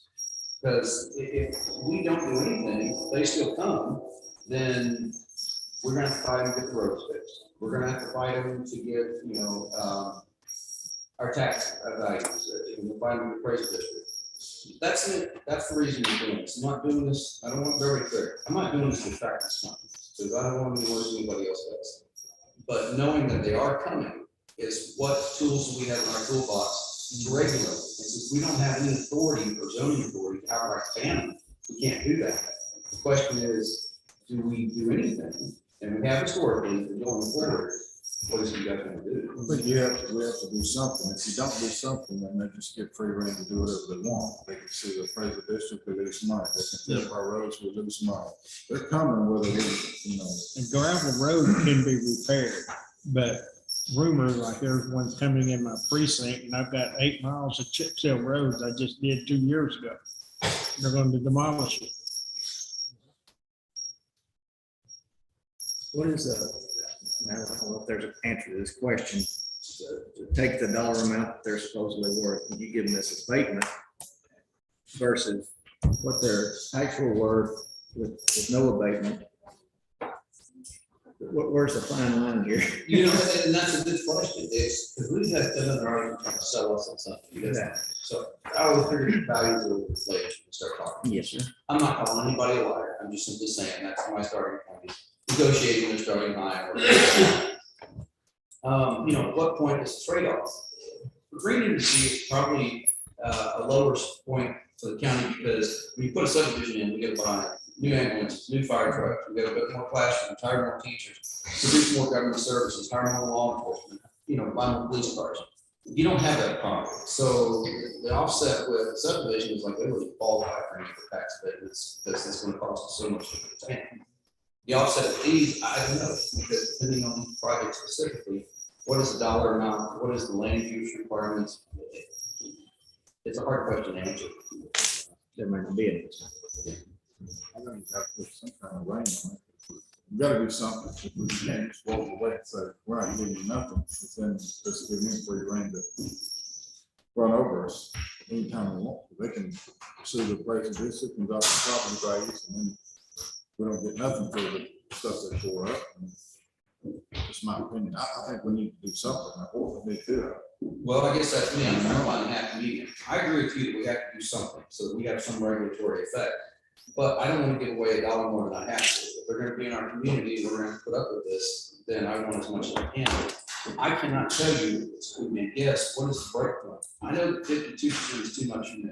42% is my max. Could we get away with 32%? Maybe, but I can't outright tell you that's the case. I just don't know. And there's not enough information about this subject out there to really make it informed. I say informed, we can take some educated guesses, but what's the exact right thing to do? I'm not sure. Before we see how that works. Well, that's always what we're. And that's what we've done. And the proposal in front of us right now is to drop a 20 million to 50 million capital investment, which none of these have been that low, only 6 years abatement. And that will come out over that 6-year period. The first 4 years would be 40 and the last 2, 30 and 20 respectively. Between 50 million and 100 million, we only go 7 years maximum abatement. And then that would be 40% for the first 5 years, and 30% for year 6 and 7. Between 100 million and 200 million, you'd see that project go to a total of 10 years, and it would be 40% for the first 2. Actually, there's a typographical error in this one you give me. It's 40% for the first 8 years and 30% for year 9 and 10. And then greater than $200 million in capital investment, again, a 10-year abatement and an average of 40% across. That's just my recommendation. I don't know that that's based on anything more than talking to folks. I mean, we could probably get lower than that. Can you add a road assessment, you know? I think we you'll can- be assessed a road for road damages, from X to Z or whatever. We could put- Depending on something like that, and they get charged that the first year, yeah, they get a payment, but they get charged that. We could definitely put that in the contract if we come to agreement, you know, if we get them to the table and we get a contract, we can clearly put that language in there, so for each of them. I don't see why they wouldn't, I know they're fair roads. Mr. Norris, told you I'd let you start, go ahead. Thank you, Your Honor. Please forgive, it's my first time here, so I'm not sure nuances, asking for attention, whatever. We're talking about tax abatements for the very thing that some of my neighbors around Penelope are, they're totally against. So we're gonna give a tax abatement to the company, you know, these folks, they're having their property diminished with this barbed wire fence in front of their property. There's ones that are worse, where it backs up to literally their backyard. So these folks are gonna have to pay their full tax bill still. So let's talk about why we're doing this. I want you to listen very carefully to what we're talking about, Mr. Norris. Yes, sir. We have no regulatory authority. If we take no action, give no abatements, those people can come in and put it on your backyard if your neighbor agrees to it. If your neighbor's property, they want to, no offsets, no need for chain link. They can direct you to face your house, put in the direction of your house, facing your house. They can do whatever they want to. The only reason we're even talking about this whatsoever is because the state gives us no regulatory authority. If we enter into a contractual agreement, we get some regulatory authority, and we can put some boundaries, some limitations on things within what we can do legally. We're not doing this to attract these folks. We're doing this to try to get some authority to regulate. We don't want to hear it. I get that, Your Honor, but, you know, again, to these residents, they're still gonna have to pay their full tax bill. And that's what I'm trying to get at. And the deal is, we have that balance. Do we have to pay the full tax bill and have no authority so that the residents on those roads have lesser roads are destroyed? Where their taxes are gonna increase for us to pay more, or do we try to come into some kind of agreement so that we can get provisions from the company to fix roads, to have certain offsets, to do certain things? Again, it's not about, hey, we want to get these people a tax break. It's how do we regulate this? How do we do it in such a fashion so it's just not uncontrolled and it's just wild west, they can do anything they want to. Absent any state law that allows us to regulate, the only ability we have is to contractually regulate. But in order for them to enter into the contract with us, we're gonna have to give some consideration in return. But that's the question before us. What is the consideration we give? I think that consideration should be as little as humanly possible to still get them to the table so that we can contract with them to say, hey, you're not gonna do X, Y, and Z. You're gonna fix this road, you're gonna do this route, you're not gonna go through here between these hours, whatever it may be that we come up with. To try to keep some semblance of our community. Because absent that power, that contract, I just don't have anything else to do with it. The state's kind of not giving us up, they're not trying to, they have not given us that authority. So we're not trying to attract these people here, we're not trying to give them a tax break. Our goal at the end of the day is lock them into a contract with a certain set of parameters to say, you can do this, you can't do this. You can do that, but you can't do that. Thanks for clarification. And evaluation. That's the other thing, is, you know, the expense of the county, and what we have seen, I can show you, true, by just talking to the county judges who have fair. These people that come in, and there is no agreement, they're just gonna sue the appraiser district every year, and they sue the appraiser district, obviously is gonna incur costs. The appraiser district has the right to pass that cost on to us, part of the appraiser. I don't blame them, I pass it along too. So the question becomes, if they sue us, can they win? And I'll tell you, they're probably gonna win the appraisal fights, because they can use like kind out of West Texas with values are a lot cheaper. And so what the property, what the project cost here, they can show something out West Texas, mid cap value. A good example of that, they built this big round power plant several years ago, down in Greece. As soon as they got that thing done, the person that built it, they put $400 million in the plant. They turned around and sued the appraisal district in one county, and they got an appraised value of $120 million. But they put $400 million in the plant. So the limited tools we have, again, this is not to draw people in. This is to get some ability to regulate this. That's the only reason we propose this. So the question is, where is that median? Where's the point where they don't come to the table, how low can we go, where they don't show up to? Well, if you start out at 20, 30%, they're just gonna go, we're wasting our time, we're just gonna start suing the federal district and. And it could be, I just don't know the answer. That's what I would do, probably. I mean, the deal is, I took 10% off basically what we currently have, I think shortened up to the by a couple of years. If they bite this, I don't know, will they walk with this, will they bite this? I really don't know the answer, guys. We gotta start somewhere. We need them to buy that. I need, that's exactly, I need them to bite it. And if they bite this, then we come back later the next group and go, hey, if they're less, yeah, we can definitely do that. We can always amend it down. Well, this is 10% less than what we normally do. Yes, sir.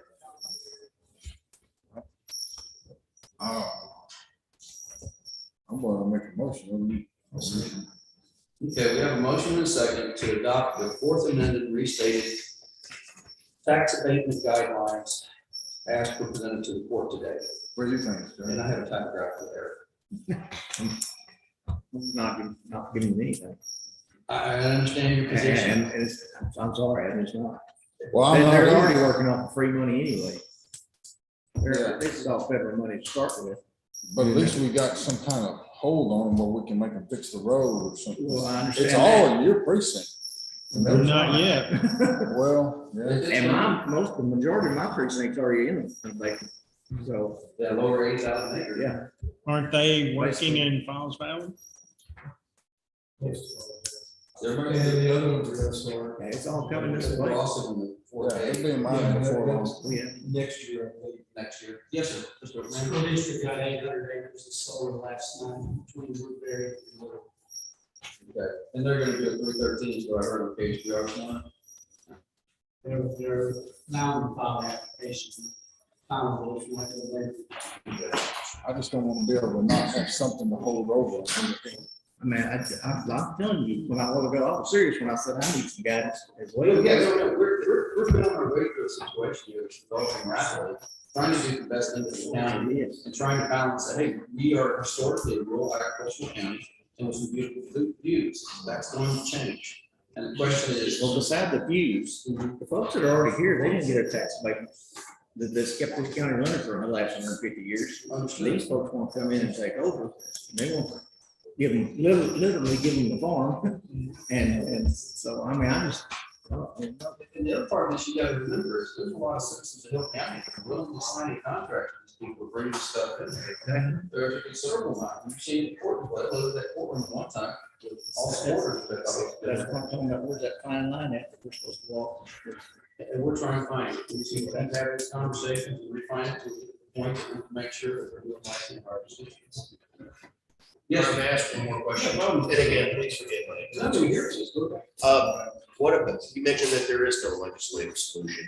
Is there any push with other counties to form some sort of solution with the legislature? It depends on the subject. I've heard of push regarding windmills. I'm not hearing much about solar panels. It seems like the solar panels kind of cruise under a lot of radars until they're built, until they're there. The windmills, because I think more people see them, they're more visible. There's a lot more discussion amongst the counties regarding windmills. So, What do you think? I agree with that. I don't tell you what I think. The other thing that's in here that's changed too, I need to make aware of this, is the windmills. Number one complaint we get is the red lights on top of the windmill. So in here, we took language and we put it that they're gonna put aircraft identification system on. Now, that being said, I understand it's a lot of them are in the flight path, so they need to fix everything. But the ones that are outside that flight path, it may help somewhat, especially when we expand further. And since we don't have a wind company in front of us today, I will tell you, when they say there's just not noisy at all, I can take you out yesterday and probably today. It is, it's like being at an airport. It's just like planes over you all It's these. insane how it is. Yes.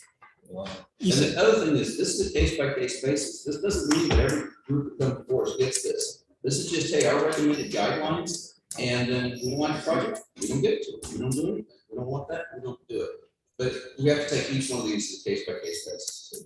Yes, sir, I'm sorry, you were going to say something. You give them 40% abatement. And you say you can control it. If you don't give them any abatement, how are you gonna control it? You're not. I know. So With the 40%, how you gonna control it? finish the contract, the 381 or the 612 agreements we make, when we make those long lengthy agreements, we put in there the conditions that, okay, you're going to have this bond on this road, you're gonna use this route, the road use agreements we previously done with folks, that same kind of stuff. And that's the limitation we can do, I mean. If they don't do nothing, they're gonna put the farms in anyway, and then they're gonna sue the president that can drop the value down, we don't have to pay any kind of tax. They're gonna destroy all the roads, they're gonna destroy all the properties, they can just do whatever they want, there's nothing we got to hold Why on. can't we just use the road use agreement? I would force them to take it. Well, that's why I I say that say, was right, use that road as anybody else in the county does. I just like holding scrap with it, that's it. They destroy that road and they got just as much right to use that road as everybody else. But that's what I'm getting at, is it's a public road, anybody can use it. I was drawn to the table, and that's the question. if we give them this abatement, at least then they'll come to Pedal and work with us, and we can say, all right, when you get through this, from this point to this point, you're gonna need to put this much gravel and this much gravel to fix up what you destroyed. And they've done that, that solar farm has done that on our roads. Because we gave them the abatement down there and the road use agreement came from an abatement. That was part of that process. Well, I mean, I'm telling you, they have. Yeah. Wind farm for folks, it's like. They didn't do exactly what they said they were gonna do. Wind farm didn't? No, we need to know about that, because it's not our agreement from Old County. Well, I've been in contact with them and they've got since came back, but I'm talking about when they got through and said they were done, you know. Good for you, I'm glad you're watching over that. Well, I'll agree to it if this is some way we got some kind of hold on them. Because I just spent, like I said, chip sealed those roads the last 2 years. Not to give you any more work, but could we drop it to 32? Yeah. And see if they buy it. I mean. Oh, I'm fine with whatever. I'm, whatever, will get into the table. I mean, that's 32 over 10 years. Yes, sir. You got this basically 42, correct? Yes, basically 42. We'll drop another 2%. Yeah. Drop another 10, and if they don't like it, okay. Again, this is recommended, so, yeah, if that's what you guys want to do, I don't have a problem with that. I would that my motion and he can. I put it on my account, I'm telling you how, what I think it feels. Well, no, you're the most educated among us with. You're living with this stuff. You're the most educated among us with it. I mean, I understand contractual. Mr. Dixon didn't want to lower the cent. But I don't want to have this conversation with our council, of course, because that's attorney client privilege, not something we talk about. So. Well, if this is some way that we can keep a foothold on them. That's the whole reason for this. Yeah. We just got hope 32 will get into the table, because they could go, you know what, do that, we're not going. Then we counter with what we get you to the table. Yeah, I mean, well, if they come to the table to counter with us, that's the deal. We gotta- Throw 32 at them and get a start, you know.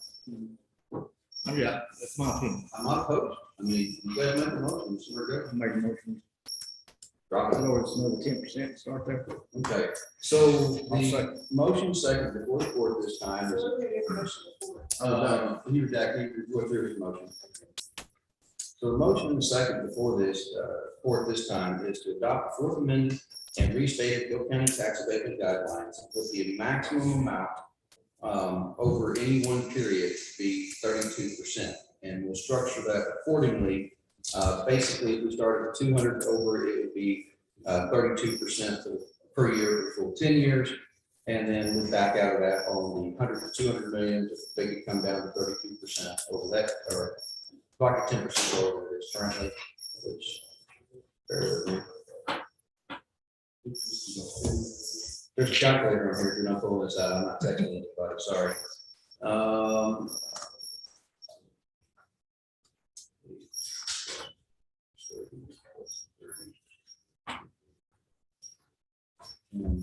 So that would drop the overall investment to 48% or 28% for the that's between 100 and 200 million, because it's the highest amount we gave was for that 200 million and over, and that was originally 52%. We're now dropping it to 32%, and then to drop 10% quarterly on each one, that means between 100 and 200 million, we drop it down to 38% over a 10-year period. Then if you look at the 50 to 100 million, we've got 40 times 5 plus 30 plus 7. We take it down to 27.14% on the 50 to 100 million. I'm around that 27 just because I don't law school, I'm not very good at math. And then the last one would be 20 to 50 million at 6-year period. We'd have 40 times 30 plus 20 divided by 6 equals. That was 21% over a 6-year period. That's what those come out to under the proposal that we have before us at the moment. That is the motion. Questions? I appreciate rigorous discussion. I think we're doing the right thing here. Do away as little as we possibly have to get to the table in order to negotiate so we can preserve the roads and have some rain. That being said, I'll call the question. All in favor, say aye. Aye. All opposed? Any abstentions? Motion carried. All right, I will get a better typed up version of this out to you. It doesn't have my chicken scratch all over it. We're gonna move on then to 19, discuss and approve proposal for next link to upgrade communication links in Hill County. I gotta give a lot of credit to Tom Hemrick. His relationship with these folks have gotten us some pretty extremely good deals. One of the things that part of this radio system upgrade going to a trunk radio system was we had to upgrade the links between the tower, between the jail, the other tower, the park, and the sports services building. We got an estimate from Motorola for that for $250,000. We went to a person that we use often for towers. They came back just under $250,000.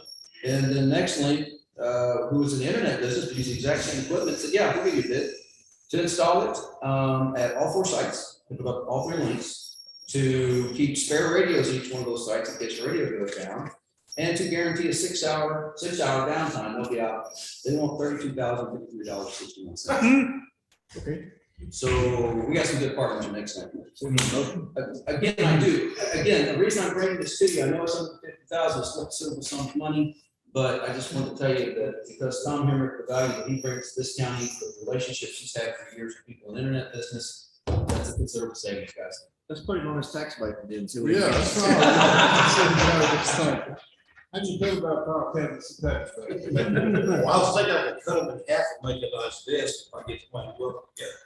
Oh, man. Judge, as part of that project, I had an extensive conversation with Nate Wells yesterday. We got the purchase order, they will be, that's going forward. They don't anticipate any delays in product acquisition. Really? We could actually have product on hand somewhere in June, early July. So it's imperative for these links to be up and running and tested, so that when the product's available for the 800, that they're able to just install and make it work. Okay. All right, good deal. Make a motion.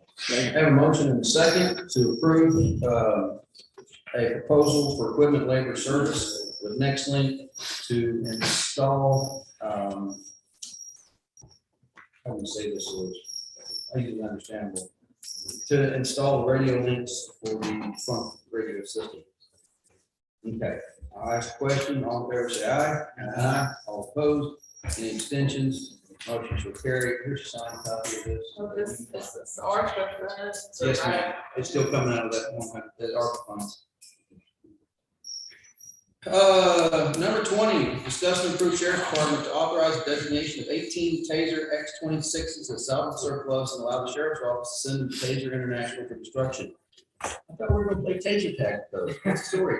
You can, Judge, don't make it very hard. Well, I was just gonna be referee. Tell me about the lifespan of tasers, educate us. I have no clue about tasers. These were bought I believe these were bought with Jeff Ryan, sheriff. So they're well past their life expectancy. They don't even make this Taser product anymore. It's letting get the ones. They don't support them anymore. Can't buy parts, and most of them don't.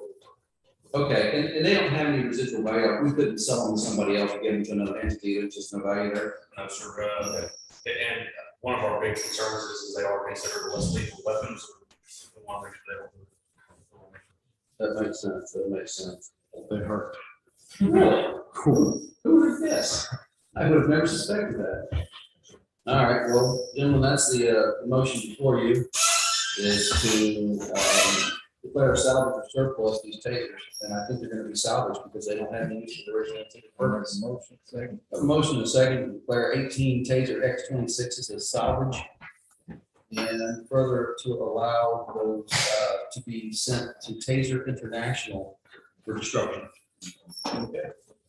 All in favor, say aye. Aye. All opposed, any abstentions? Motion shall carry. I'm gonna sign the order and pass that around. Get my fingers to work.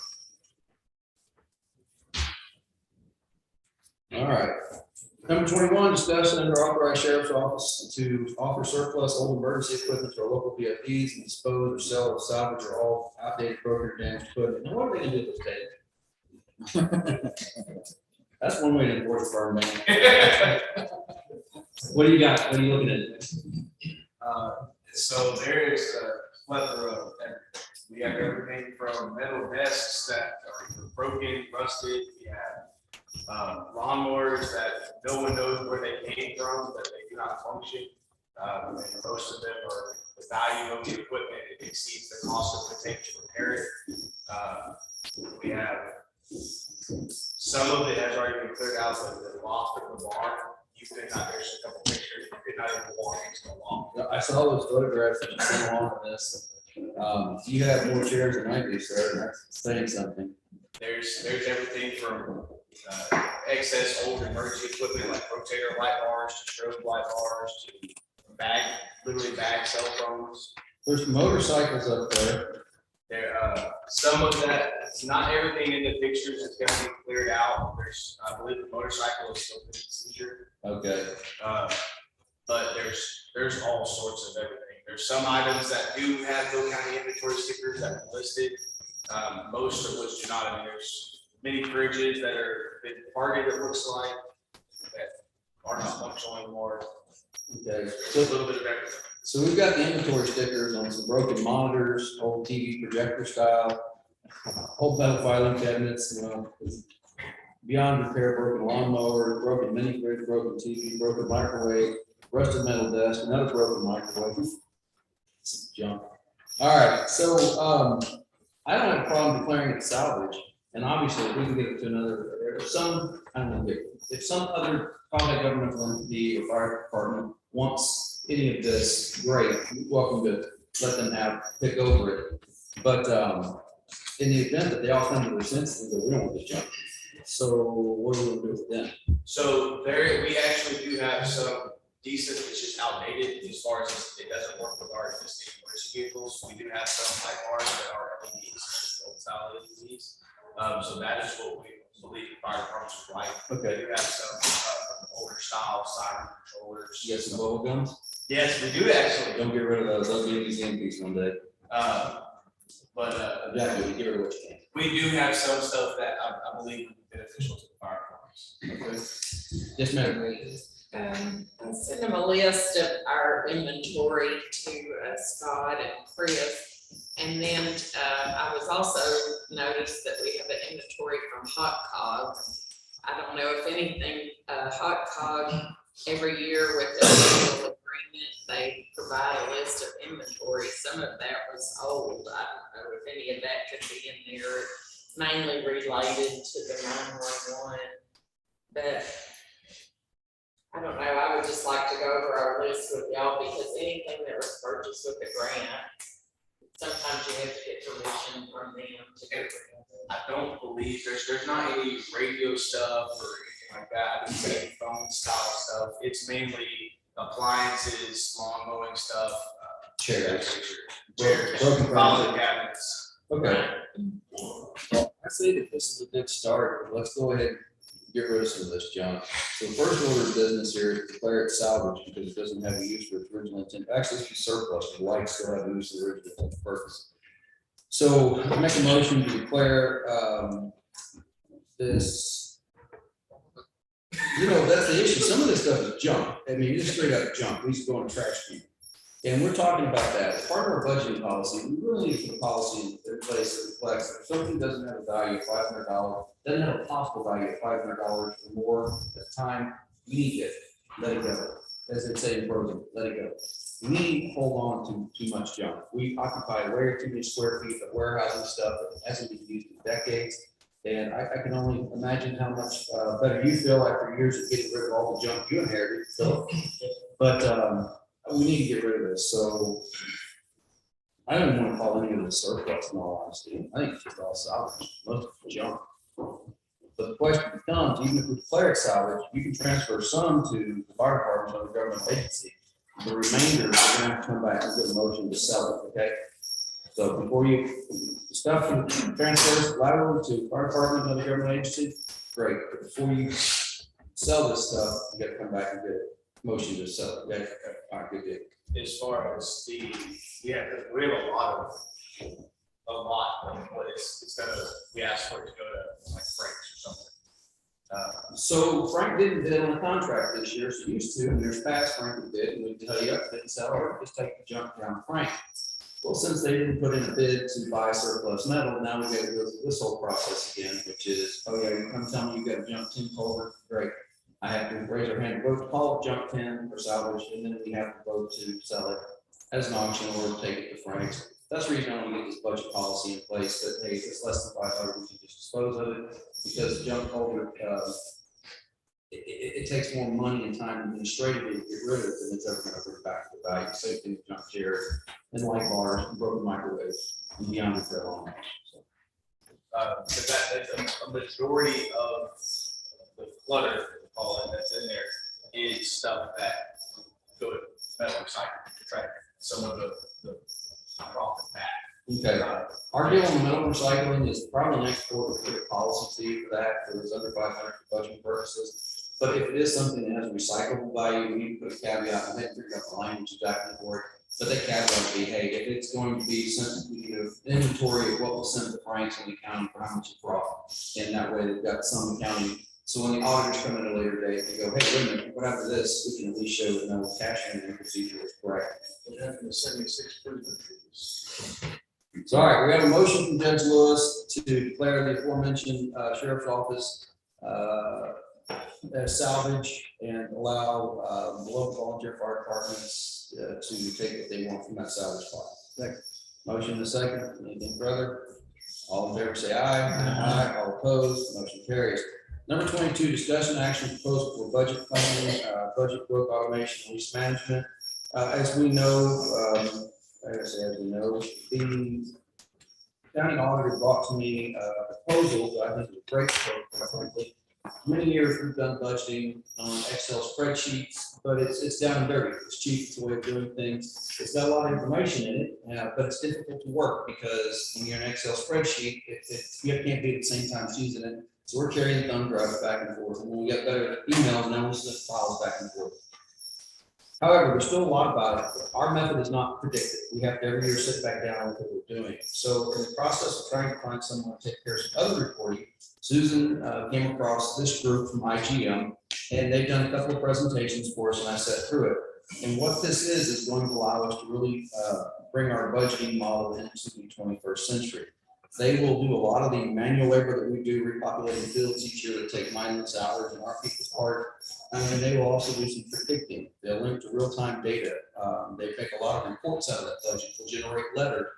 They generate a workflow. So if Susan puts in an income amount, then it comes to me for a look. If I put in an expense amount, it goes to Susan for a look.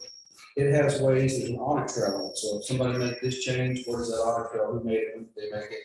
It'll take care of all of our different funds, from our government services to our debt services, or M&O and our INS. It can also, I think, take in for our adult supervision, juvenile supervision, and the other attenuant funds that we have to our budget. It's also going to do some automation. As I spoke before, there's a report template. It'll kick out certain budget reports for us automatically. So, or we set it up, it'll kick it out automatically, I should say. The cost of this project is not crazy like I thought it might be. And it includes a lot of professional services, a lot of user training, report configuration, layout of the project. So what we're looking at is the one-time fee of Gravity Implementation Services for data entry of lease contracts. They're going to take all the contracts you guys have, that we've got throughout the county, about 50. And instead of Susan keeping up with them in one place, they're going to put them in here in this program. So all those lease contracts will be accounted for in our budgets moving forward automatically.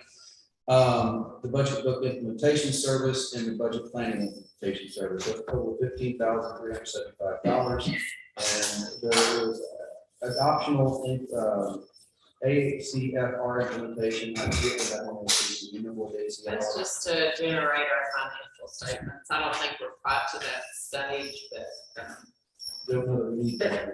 yeah, I don't know that we would take action on that, but it's an add-on feature for the future. Okay. I did talk to a couple of agencies, the North Texas Water District Agency, they're also on Encode. They use it, they're for the larger agency. He couldn't say enough good things about it, and said when we got ready to set it up, he would give us maybe some tips on how to make it work better. He was very helpful, and also talked to someone in Largo, Florida, I believe, and they were very much in favor of it. Are those folks that you're going to test limit and direct pull that data out of Encode, or they just taking, they're doing it themselves manually?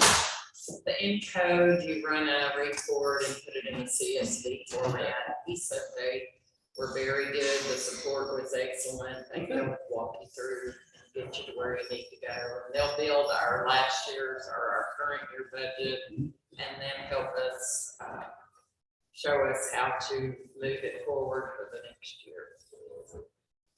Yes, sir. This is a cloud-based system? Yes, sir, software as a service. Okay. Very good. Will we able to check our budget? Through the system? If you won't be checking, you still would check your budget through Encode. It is more pulling the data together to prepare the planning as the departments put in their request. There's some drill down where the departments, if they need more information, they can itemize the budget more fully. And then as it goes through the approval process of the judge, the commissioner's court and so forth, it has a tracking on there. It keeps up with that. And this would change the process. You know, right now we print out the sheets and hand it to you. You actually get a link that will be how it's working. You log into the system and then put your request directly into the system. And I don't think we will do that for everyone. That's what the sheriff's office makes. Absolutely, the sheriff's office. I could see some of the smaller offices. The way we use the single person offices is just for speed and for cost actually, because each license to view it costs $250. So, somebody wants a license to figure out how to work with it, but it's really meant for the larger offices at the same time there. The North District office said he only had 5 licenses. Oh, really? Okay, good. So I think we're good on the original proposal.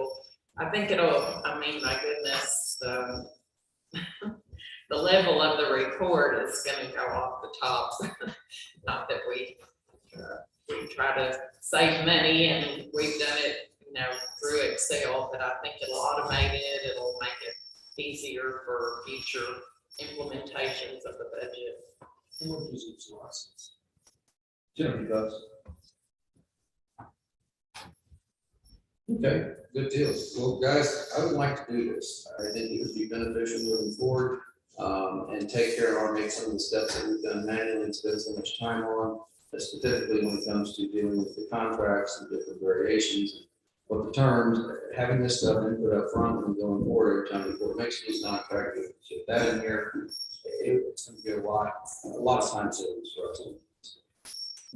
The implementation we budgeted for in my budget, because we were initially going after lease reporting. There's a new general accounting standards board thing that we'll have to show on our financials. So we were looking at the lease implementation anyway, and they're doing that next for nothing and then adding in the other features. So the implementation is pretty well covered in my budget. The annual fee is not. So, auditor would do the implementation and we would do it. Just come out of the general budget. That come out of her budget. All of it. Implementation, the annual lease is, I think it might be 18,000. 18,000 annual, 15 implementation, we got her budget, we got to come up with the additional year to year, out of general fund, we got it more than enough contingencies this time. Motion approved. Motion and second to can't get words out, proposal from IGN Technology regarding the budget planning, budget book automation, and lease management for Hill County. That being said, I'll call the questions. All in favor, say aye. Aye. All opposed, any abstentions, motion shall carry. 23, discuss interaction on posting notice of proposed rate change to portion of Anaproco Road and Hill County Precinct 1. Now, we went over and around this. Is it Anaproco or Anaproco? Okay, we'll go with that because that was the most common spelling of this road, but there is a place where it's Anaproco. I don't know. I didn't go deep dive in the records, but it appears on our road map that it's Anaproco, so that's. Yeah. Okay. What it is, it's an old road, like people have mentioned, these, in the 50s and 60s, these were just lake houses, and this road was it's a canyon, and you go down it, you can't even get up one side of it. I mean, a helicopter can't get up. And so, I mean, it's off of a canyon on the core property. You can't, there's no possible way. I mean, we dumped gravel off of it and then got down there and tried to smear them a driveway. They can come out one end, but you can't come out the other. I mean, it's a cliff. And so, but it is on our map as being a road. There's two people that own property down there. And both of them are obviously aboard doing this. They subpoenaed me, or, hit me up or email to do this. The problem they're having is FedEx tries to go down there because it's on the map. And they go off the cliff and then they have to get pulled back there. So we proposed to post notice on this road, and then to propose that notice, we have to have time to proposed hearing. It's the 12th today. If we move it out to the 10th of April, which I'm sorry, it's the 12th of April today, we move it up to the 10th of May, our regular first 15th of May. Is that enough time to post? You get it out? It's 30 days or 14 days to post it. 20. See, I wouldn't know. In the middle somewhere. So, okay, so public hearing on that. So we make a motion, I guess, then to post notice of a public hearing for proposed road change to a portion of Anaproco Road, Hill County Precinct 1, that hearing date to be set as May 10th, 2022, 8:38. I'm not repeating that. That was a motion. Second. All right, motion to second. Anything further? All in favor, say Nobody's gonna show this. It's the back end of these two people's property. Yeah. Well, that's true. I don't use the word neighborhood. There are some.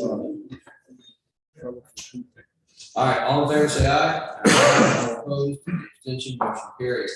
All right, ladies and gentlemen, that brings us to number 24. And forgive me, I've got to stand up for a second. I hurt my back over the weekend and it's killing me.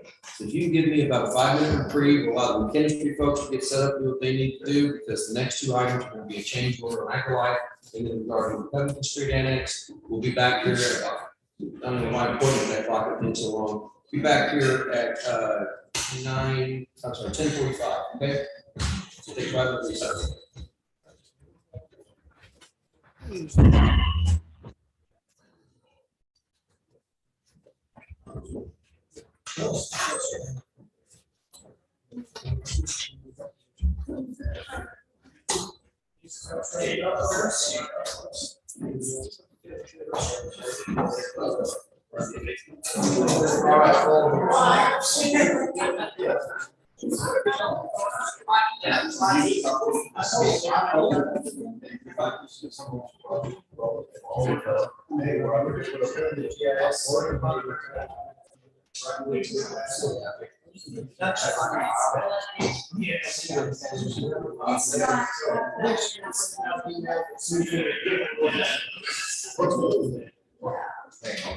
I could just finish something.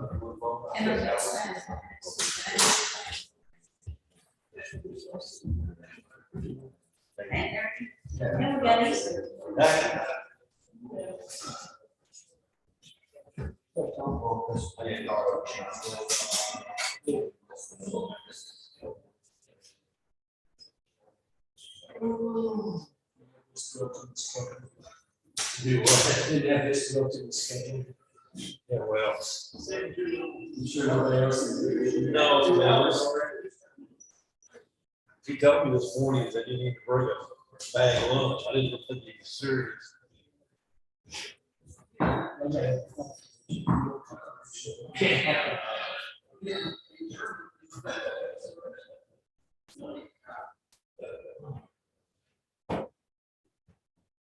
Philip, you about done over there? Where? Yeah. Yeah. Thank you. Now we're about a third of it. We know it. We're gonna go hit some more.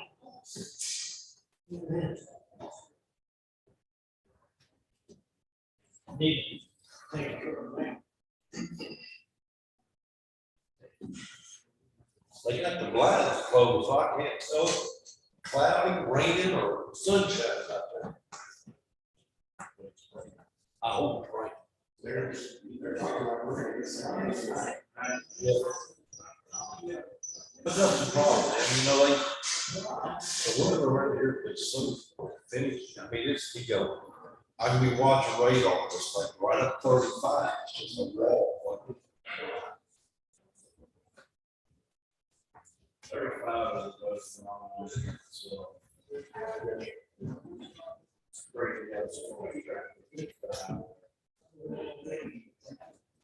Well, even worse than that, I've got, well, I hate it. Well.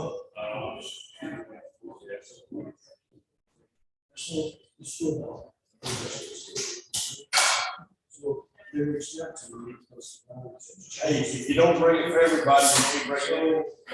I was trying to sneak it in real quick.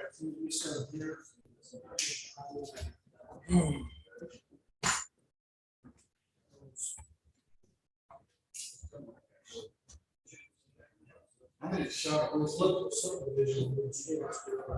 Cigarette.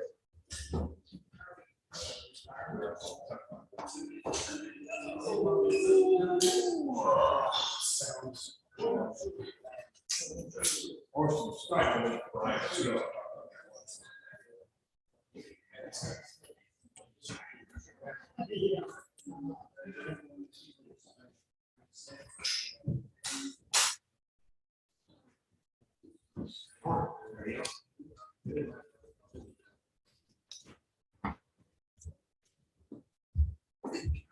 Coming on the office.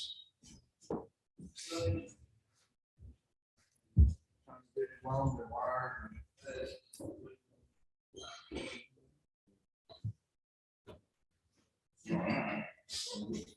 Where did it start moving? Andy, what are you doing for internet? Folks, I hope it's up. I hit the tower across the street.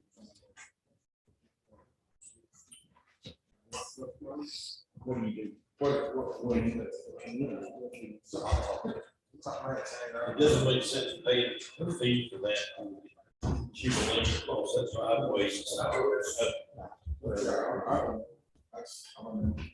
Where did you tell me? Why is there so much stuff?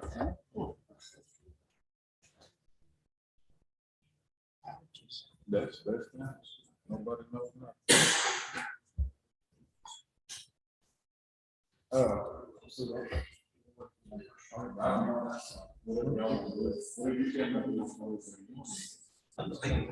pay money for stuff. See, one of my guys.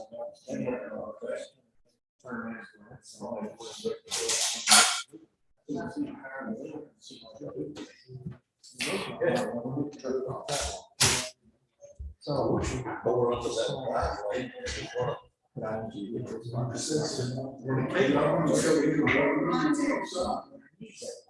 Well, eventually, from what I've heard, I mean, it's not that they don't get one, they apparently they don't have one to sell.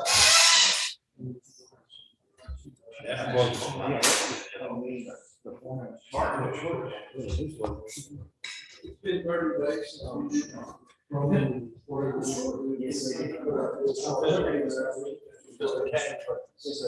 So you're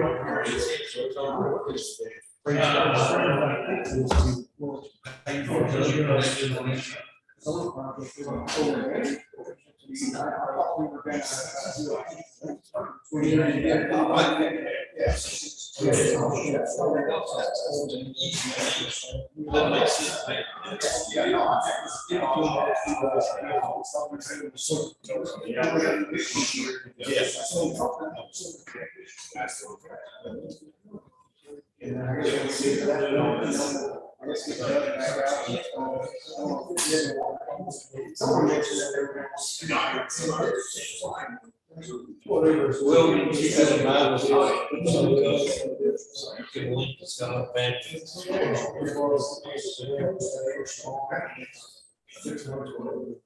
we're gonna have 7.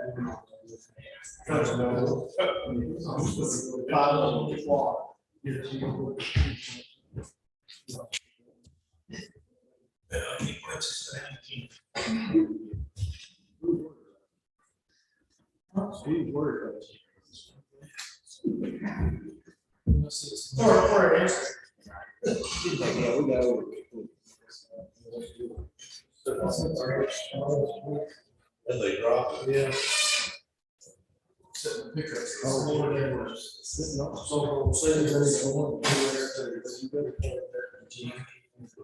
That's what that's why I read it. That's all.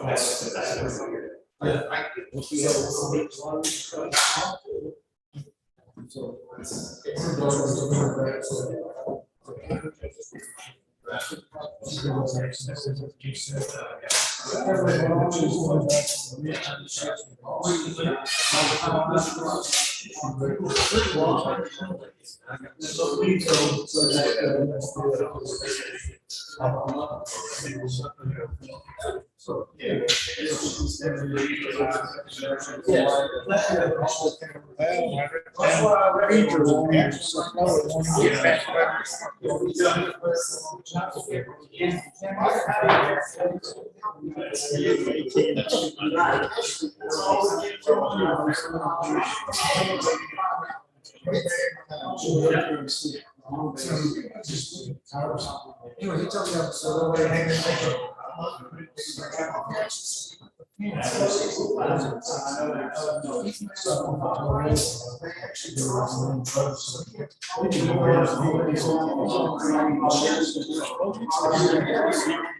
Maybe next week. They keep putting it off. They, met Monday. Food center, whatever. So we got to go down, they get water, we'll see if it's rich. They're gonna use them.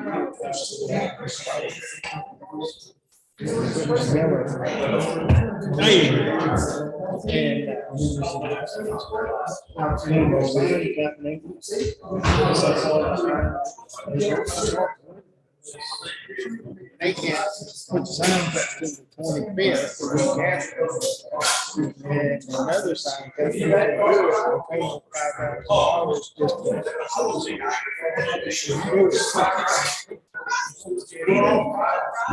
next week or the week after. All right.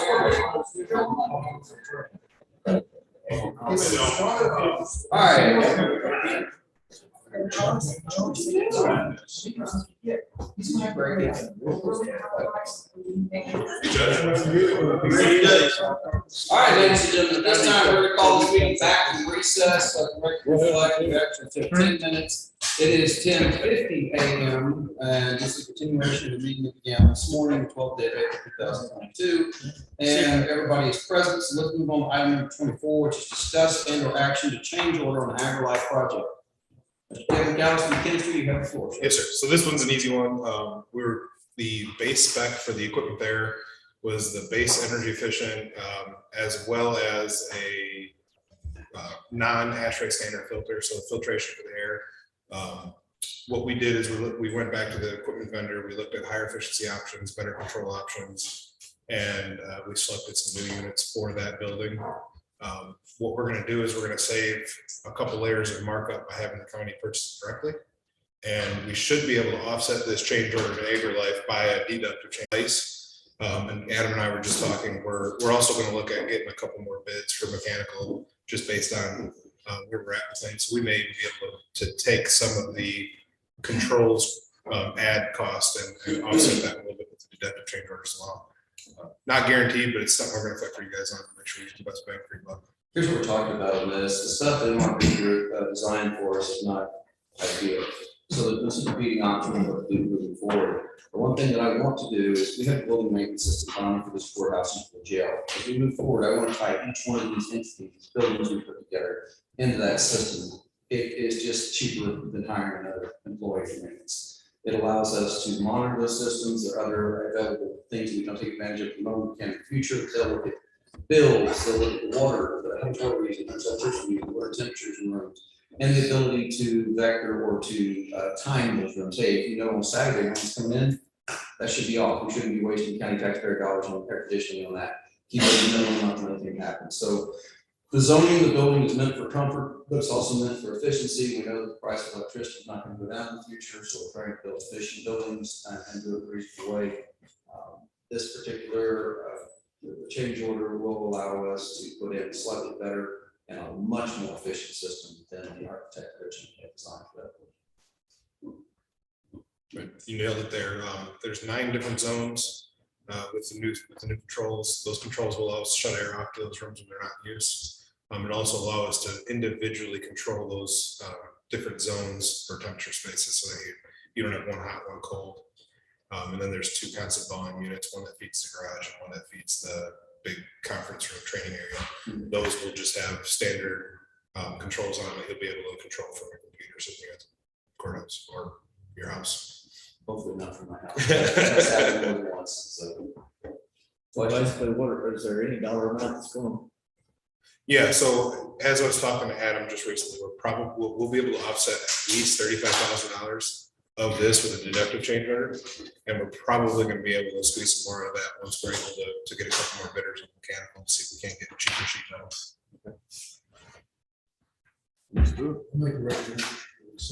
Second. Motion and second motion and second to approve a change order to the AgriLife project regarding to the HVAC mechanical. All in favor, say aye. Aye. All opposed, motion carries. Any abstentions? Motion still carries. Number 25, discuss and approve a proposal from McKinstry to act as construction manager at risk, pursuant to Texas Government Code 2269 for rehabilitation of Covington Street Annex. Gentlemen, we've been looking at Covington Street Annex. We hired an engineer a year ago, architects a year ago. We spent the last several months doing those architectural plans, and we hired McKinstry to look at those for us. Those architectural plans are atrocious. And miss the things that are missed. And had we actually gone out for bid, winter ice storm had not interfered, I think that we would have a huge problem on our hands at this point. What we know is that we are not capable in-house of running a project this size and scope. I just don't have it in me. I don't have the ability. I don't have the knowledge to run something like this. I don't know anybody in our county that works in government that does. What we're looking at doing, what I'm looking at doing, is bringing a proposal to you, gentlemen, and hiring what's called construction manager at risk in the government code, which allows the county to go, we pick you go build me a building. At the end of that building period, under these contractual terms, I hand you a check, you hand me a set of keys and a 12-month warranty. And then anything that happens is on the builder, is on the construction manager at risk, not on the county itself. We don't absorb that risk. There's a cost associated with it, obviously. But again, there's going to be a cost associated with hiring people to run it, you name it. We're looking at approximately $300 a square foot to rehab that building. That's on par with what new construction is costing. Actually, that's a little cheaper than what they paid out of the appraisal district recently to do that job. One advantage is that 300 square for Covington Street, that 300 square for new construction does not cover the cost of purchasing real estate. We already have most of the real estate. So there's that, plus location. So I'm not just hung up on Covington Street. It still makes the most financial sense to go there and rehab that and get rid of the Franklin Street Annex. It needs to go. And anyway, with all that being said, Kevin, I'll let you present your findings and what you've got to report, and go from there. I'll go as deep or as high level as you guys would like to go here. Part of that $300 square foot number, you guys are getting a exposed contingency. So you guys are gonna borrow once, and as we run into issues that may or may not have been uncovered within the MRB Group Designs plans, we'll bring back those issues to you guys and say, hey, look, this is what we found. This is our proposed solution. Are you guys good with it? Here's the cost. And we'll keep moving. That way, we're not holding up construction. We're gonna move really quickly here and get this building built and your tenants moved in as fast as possible. It also includes about $100,000 in FF&E, fixtures, furnishings, and equipment. So basically what Judge said is, hey, we're gonna hand you a set of keys when we're done, and you guys are gonna have move-in ready building, furniture, desks, everything that we can get. We're gonna work with you guys on selecting those pieces of equipment, but we're gonna help with the design and get all that selected and installed for you guys as part of this contract. The other part to it is the energy efficiency piece of it, total cost of ownership. We've added the control system to the entire building.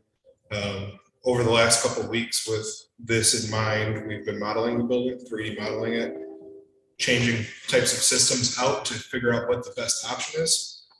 So we've actually already determined which direction we're going to go. We're going to end up redesigning it with a mechanical engineer, have a new set of plans, and it should reduce your building maintenance cost by almost $10,000 a year by just doing that piece. So what is your fee? So our fee to do that, it's all encompassed. It's a lump sum price. I don't know. I have to look back. You and I went over the pricing. The overall price was $6.79 million. Yes. That's overall price. I would say that their fee, actually, I won't tell you exactly what their fee is in front of you. Hang on a second. Our general conditions covers everything from soup to nuts, construction management, on-site supervision, everything. I believe that was about 15%.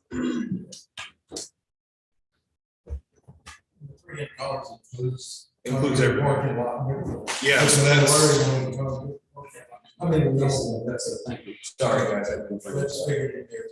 That's a good point. So above and beyond what the MRB Group's design was, we've included obviously the HVAC and the controls and the higher efficiency there. We've also included a full concrete parking lot with new light poles, ballards, everything to go along with it. That will have a fully lit parking lot after we're done there. The light poles that are there now are rough. No. It doesn't appear to include parking in the rear. It does. It not doesn't. yet, because we don't own that yet, and it says that will be an additional amount to this project at a later date. Yep. But I did not include that. We don't have The alleyway will get made behind it. It'll stop at that property. Okay. We're attempting to acquire additional. Yep, understood. In fact, when I'm done here, I'm heading right over to meet with utility. We're talking about moving the whole top transformers to one that's closer to the street to kind of open up that whole back area for you guys. So we won't have to pay for the building underground pad mount. Yep, underground pad mount, or at least underground with whole top, depending on the utilities direction. Will you be through the first phase before we get through the It's gonna be close. We're probably, it depends on how quickly we can remove that courtroom that's currently positioned at that building. Yeah. Once we can remove that, where the demo and the new construction piece of the building will be pretty close to coinciding with AgriLife's. I would assume AgriLife will finish sooner, and then we're gonna push hard to get this done as quickly as possible. I think our time frame for the first phase was anywhere from 7 to 8 months. Yeah, 7 to 8 months with an overall 550 some odd days. The estimate's about. Early or late, or is it one of the last times? It'll be probably pretty early because we have to have that. We have to have that done in order to terminate the interior partition walls into it.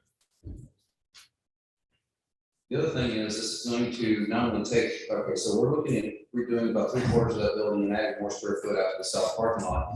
Part of it is going to address the deficiencies in the building that we currently have. The CSCD is there, so the outside of their part, we're not going to touch really the inside of CSCD. The outside is going to get addressed. Obviously, awning comes off, make it look like modern office building.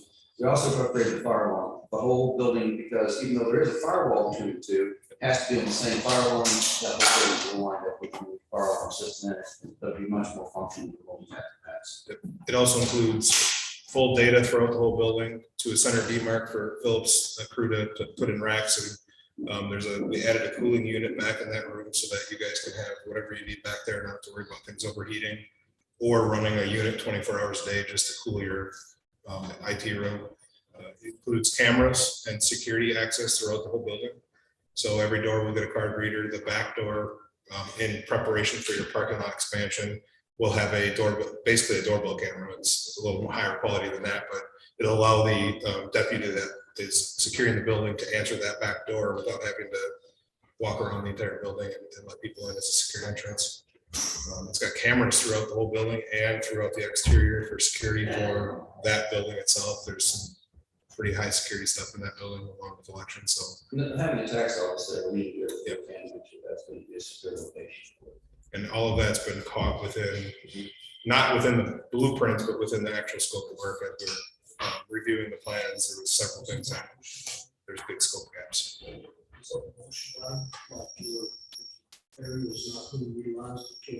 Yes. Yeah, so actually the parking lot will have the parking lot will have a two-step light. So it'll be 3 poles, 2 heads per pole, and they have motion sensors on them. So at night, those parking lot lights will actually dim down until they sense motion. So if someone's walking through the parking lot or driving, they'll actually go back to the full brightness.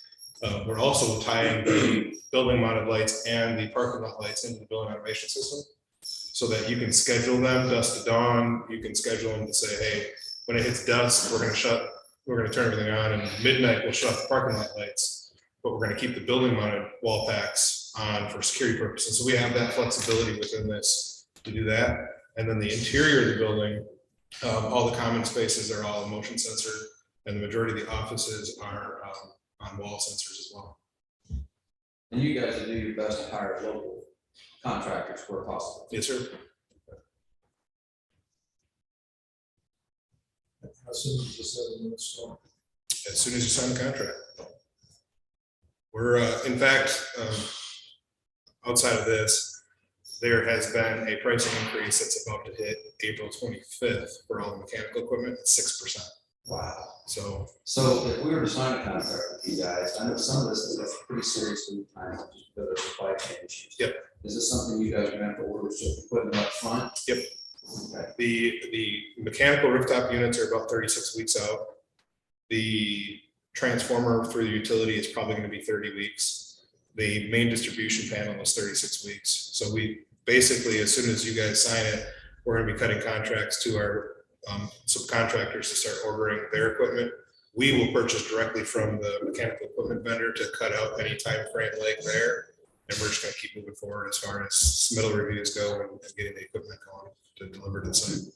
You know, I've talked to a lot of people locally, not that the commercial buildings, but homeowners, and some of them are trying to talk people out of building right now for the cost. I don't see the cost going down in the future. I don't. And the reason that we're pushing to get this thing done is we've had the luxury of having these ARPA funds. We will not complete all these projects with just the ARPA funds. We will have to go out between ARPA, what we have left over, our budgetary reserve. We're still going to need to look at borrowing about 1.5 million to complete all these projects. That's Federal Street, AgriLife, the straight bins, Huron, 700 megahertz system. Again, it's an investment in the future of Will County to have nice workable facilities that are energy efficient. We can dispose of the other annex, which is an albatross around our neck, maintenance wise, budget wise, from year to year, and we're moving in the right direction. You know, we've talked about this for some time, but we do something. I would like to move forward now while we know what the price is, because I think it's just going to keep getting more and more expensive to do this. Basically, we're building the building to last for the next 75 years. I mean, it's got a stout concrete foundation under it, and a concrete parking lot. We decided that over a 10-year period, that the concrete maintenance is way cheaper than it will be for the asphalt lot, particularly giving effect to the soils that we have here, the St. Houston clays, and trying to make sure that we build something that we're going to get value for. And on top of that, so they're the 125,000. I'd have to look at the financials, but that contingency dollar amount, if we don't hit anything, you guys get it back. We don't keep it. So if we've done a good enough job vetting all these drawings and finding all the risks and the gray areas, You guys just. we should be. See this workbook, Excel's perfect, Excel, we use, something we use for budget, Excel. They've got 8 sheets in this workbook, and each one of those sheets has 50 to 100 questions regarding certain aspects of the drawings that we got from our architect and how it works. If you guys haven't voted for any folks in, do it. Make a recommendation. We can get the project, approve the project. Okay, we have a motion and a second to approve the proposal from McKinnon Street to act as construction manager of risk pursuant to Texas Government Code 2269 of the rehabilitation of Pepper Street Annex. Discussion, yes, ma'am, I see your hand up. Okay, I was just wondering, so you're ready to order the air conditioners and all that, that doesn't have to go through a bidding process, or I was under the impression you would do all that? As part of this, we've already done that bidding process. During the pre-construction services, we were doing that behind the scenes. So what that puts is the onus on them to do the advertised bid, takes it off of us, so we don't have to do it by going through this particular section of the government code. We're not the one advertising, they're literally at risk for everything. So.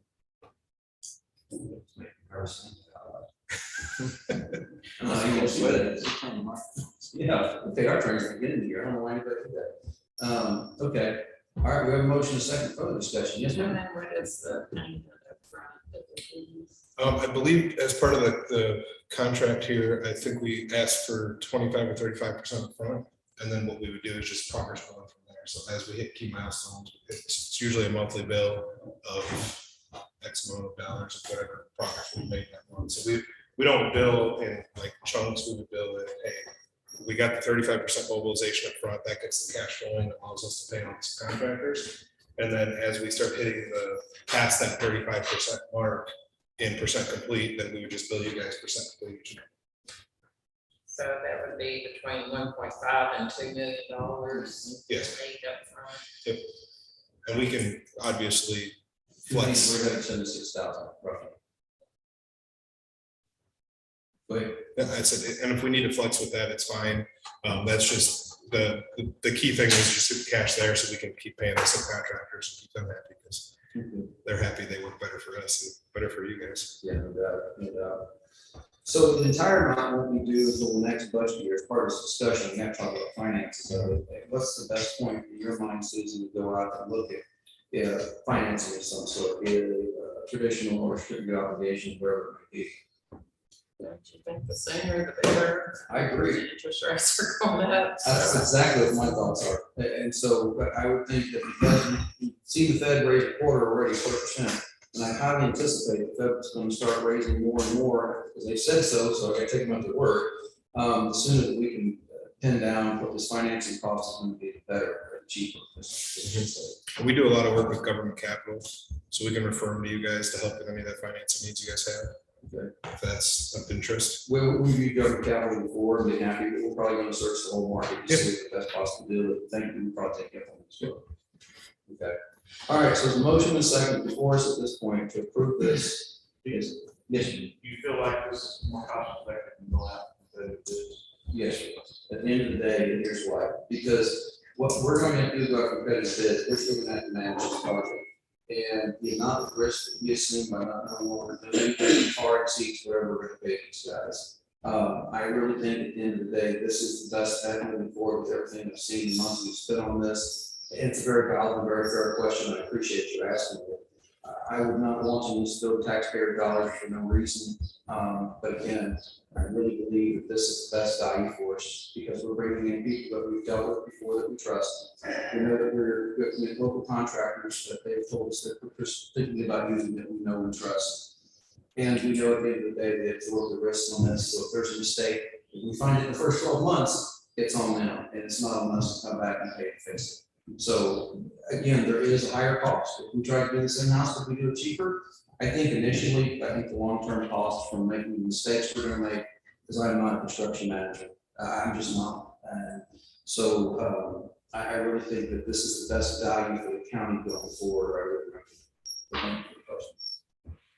Well, they too, if we had to do it ourselves, we trying to go out for bids, if we don't really know what to go out for, and just delay. I think that's in costs are going up, so. I think we'll get change order to that. And I'll tell you, I was pointing the experience with these folks in this courthouse right here. We've had basic IDIQ, told this is extra, that's extra. And when we looked at it, it looked like it was everything. We talked about it, but I'm not a construction manager. I'm just a county judge. So I think that we, along again, this is the best value. It ain't cheap, nothing's cheap. And I wish it was cheaper. I do. We fought to make it where we could. But at the same time, I'm not going to sacrifice quality of the public building for saving a couple of bucks here. You know, we had the conversation between asphalt and concrete, and the initial savings is about 200,000. It's a substantial savings for asphalt. But you start looking at how these soils move and our past history, the jello clays on top of black dirt, and we're going to be redoing that parking lot every couple of years. And in a very short period of time, it just pays better to have the concrete and it'll hold up in the long term. There's a lot of discussions like that, you know, things that this include too, doesn't just affect Covington. It's part of this process is there's going to be a service in here that they're going to be looking at our utility bills, the things that Susan does for us right now. And I hope I'm not letting the cat out of the bag with the next statement I make. Susan won't be here forever. She's going to retire at some point, as much as we don't want that. But she handles a lot of things that most auditors don't handle. She's just taking it on because somebody had to do it, same way we do things. But part of what this will do is it's going to monitor all these buildings we have in the system. It'll be Covington, courthouse, the jail, and AgriLife. And it'll tell us, hey, we use X number of gallons of water. Well, we're not this month. Why is that problem here? Or hey, these temperatures, you're using more electricity than we thought you should. We have an issue here, deal with it. Or hey, we got a mechanical failure here. You need to pay attention. This is what's going on. It's going to help us monitor these buildings, help us monitor our costs, which in turn help us monitor our expenditure of what we're spending on taxpayer dollars on this. We need to be as efficient as we possibly can. I just don't see the cost of electricity or water going down anytime soon. So, but anyway, that's my 10 cents. Jim, is there gonna be a fence between county property and the tire shop if you're gonna concrete that parking lot? Well, that'll come in phase 2 of this, because when we're going to talk about those other properties behind we're attempting to acquire, when we do acquire those properties and we go to take care of those parking lots, how it may look, at that time, I will request a fence all the way around all my properties. We didn't talk about it up front because I want it to look the same, be continuous, because that whole northern property line is where that'll go. It just depends on how the process works out in the acquiring those properties behind.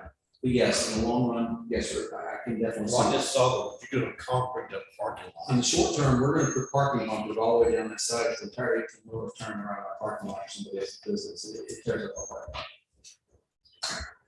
We could easily look at bollards or something down that line too. Yes.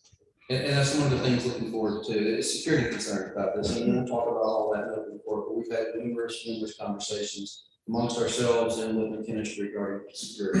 You know, the world's not a worse place. It's just more people, so more opportunity for crazy things to happen, bad things to happen. So we're putting a lot of effort and time into looking at security of this building and make sure that, hey, it's something safe, not only for the people that work there, but for the people that we, our constituents that we service. Other questions? Don't be afraid to ask. This is a big project. This is the TIPS top thing, or It's is TIPS. that not? Yep. It is. It's on here, it's TIPS.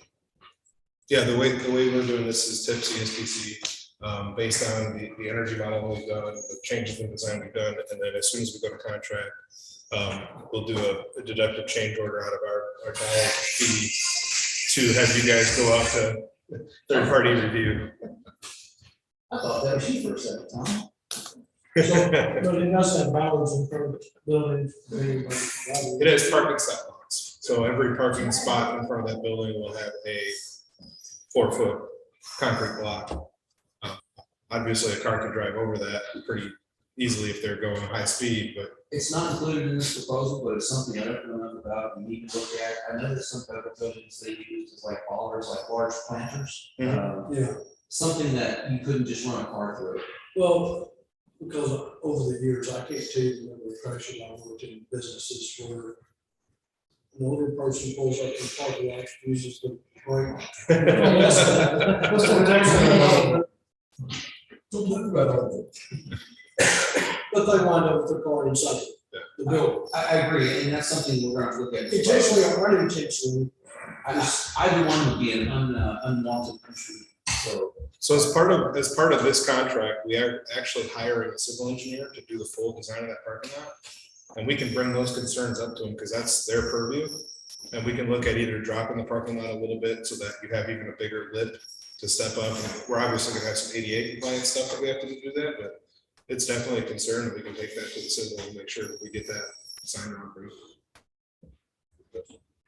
We have one mistake building that building. One mistake, you didn't do something, didn't put something in here, and you gotta go back and tear out. It's worth the wait. We can do this. And I'll tell you from a financing standpoint, we're looking at financing approximately $1.5 to $2 million, probably less than two. You guys are good stewards. We've been telling people for years, hey, we're saving money in the general fund. We've got policy 35% for higher net. We're gonna use that as a one-time capital expenditure. What's thrown that out is these ARPA funds, the Joe Biden funds, as somebody called them the other day, but the ARPA funds. That's allowed us to do all these projects at one time. And we're gonna find ourselves in probably the best shape we've ever been on our capital side in a long time. Just we're going to have this building back in shape. We're gonna have AgriLife, that's solid. We're gonna have Covington Street, that's good. We've got the support services building, which now housing all of our long-term record storage, plus houses our emergency management up front. We have a warehouse down the street where we're housing for implement, we keep things on site knowing that we're not the biggest, so when bad things happen in the state of Texas, they get to us first. We have to carry water, food, we have to carry sandbags, we have to carry cots and blankets, and so we have those things going for us. So this whole capital project that we would have done over the next 10 years, we're doing in a shortened time frame. Again, I still think that we're going to be in a really good place. I appreciate you guys considering this. Well, good thing, I do want simplest to go spending money that will be reoccurring year after year. This is a One time deal. one and done. Let's do it. Correct. And we shouldn't have any effect on tax rate. Yes, We ma'am. want to put in the motion that to use the ARPA funds to extend their availability. Yes, ma'am, we'll do that at this point.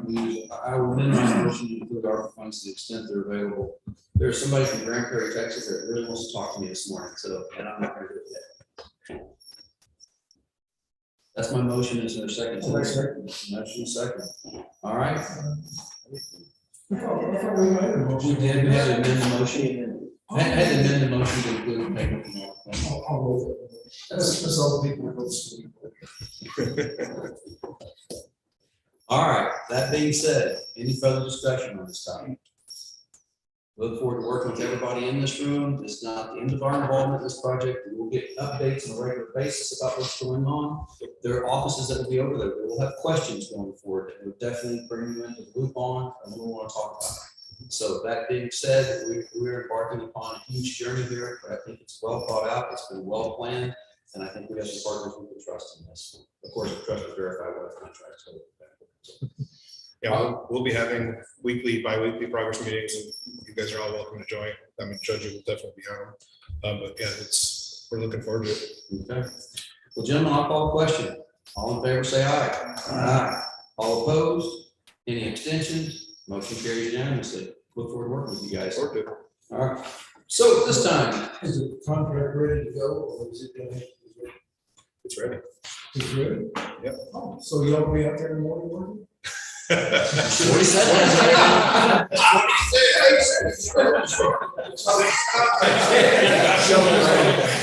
We'll be writing contracts. How about that?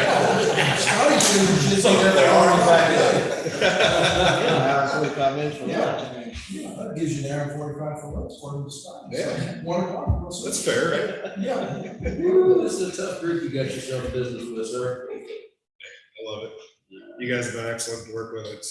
We're looking forward to continued relationship. I do too. I'm gonna tell you guys, just going forward with this, the amount of back and forth we got from the chemistry to put this proposal together. And the things they continue to move for us, to point out, that no guarantee they get a contract from you, but still, hey, no, you can fix this needs to be.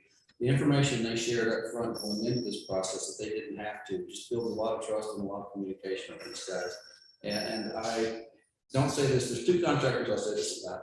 ICE Construction, we've had a wonderful, wonderful relationship with those folks. They have been great to work with, because when they say they're gonna do something, they do it and make it right. If it's not right, they come back and they fix it.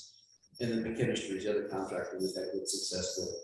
That limits that to a very small group of people. So knowing we'll be working more than likely with both those parties heading forward makes me feel good.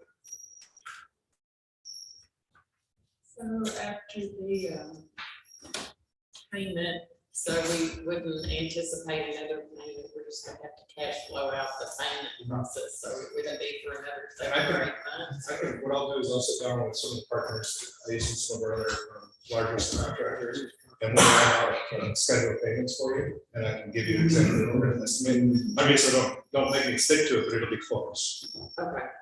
Good deal. All right, anything further for this one? If not, we're gonna move in our next item, which is discuss pursuant to Texas Government Code Chapter 551087. Hill County Commissioners Board will convene an executive session to deliberate economic development. In which case, I'm gonna ask everybody to clear the courtroom. We're gonna have a short economic development session regarding projects. Then we will come back into regular session and finish up any unfinished business today. So I'll give everybody about 5 minutes to clear the courtroom. Mr. Holmes, we're gonna need you to stay. Mrs. Swilling, if you would stay. Mr. Mann is out in the hallway on a conference call. We'll get him in a second.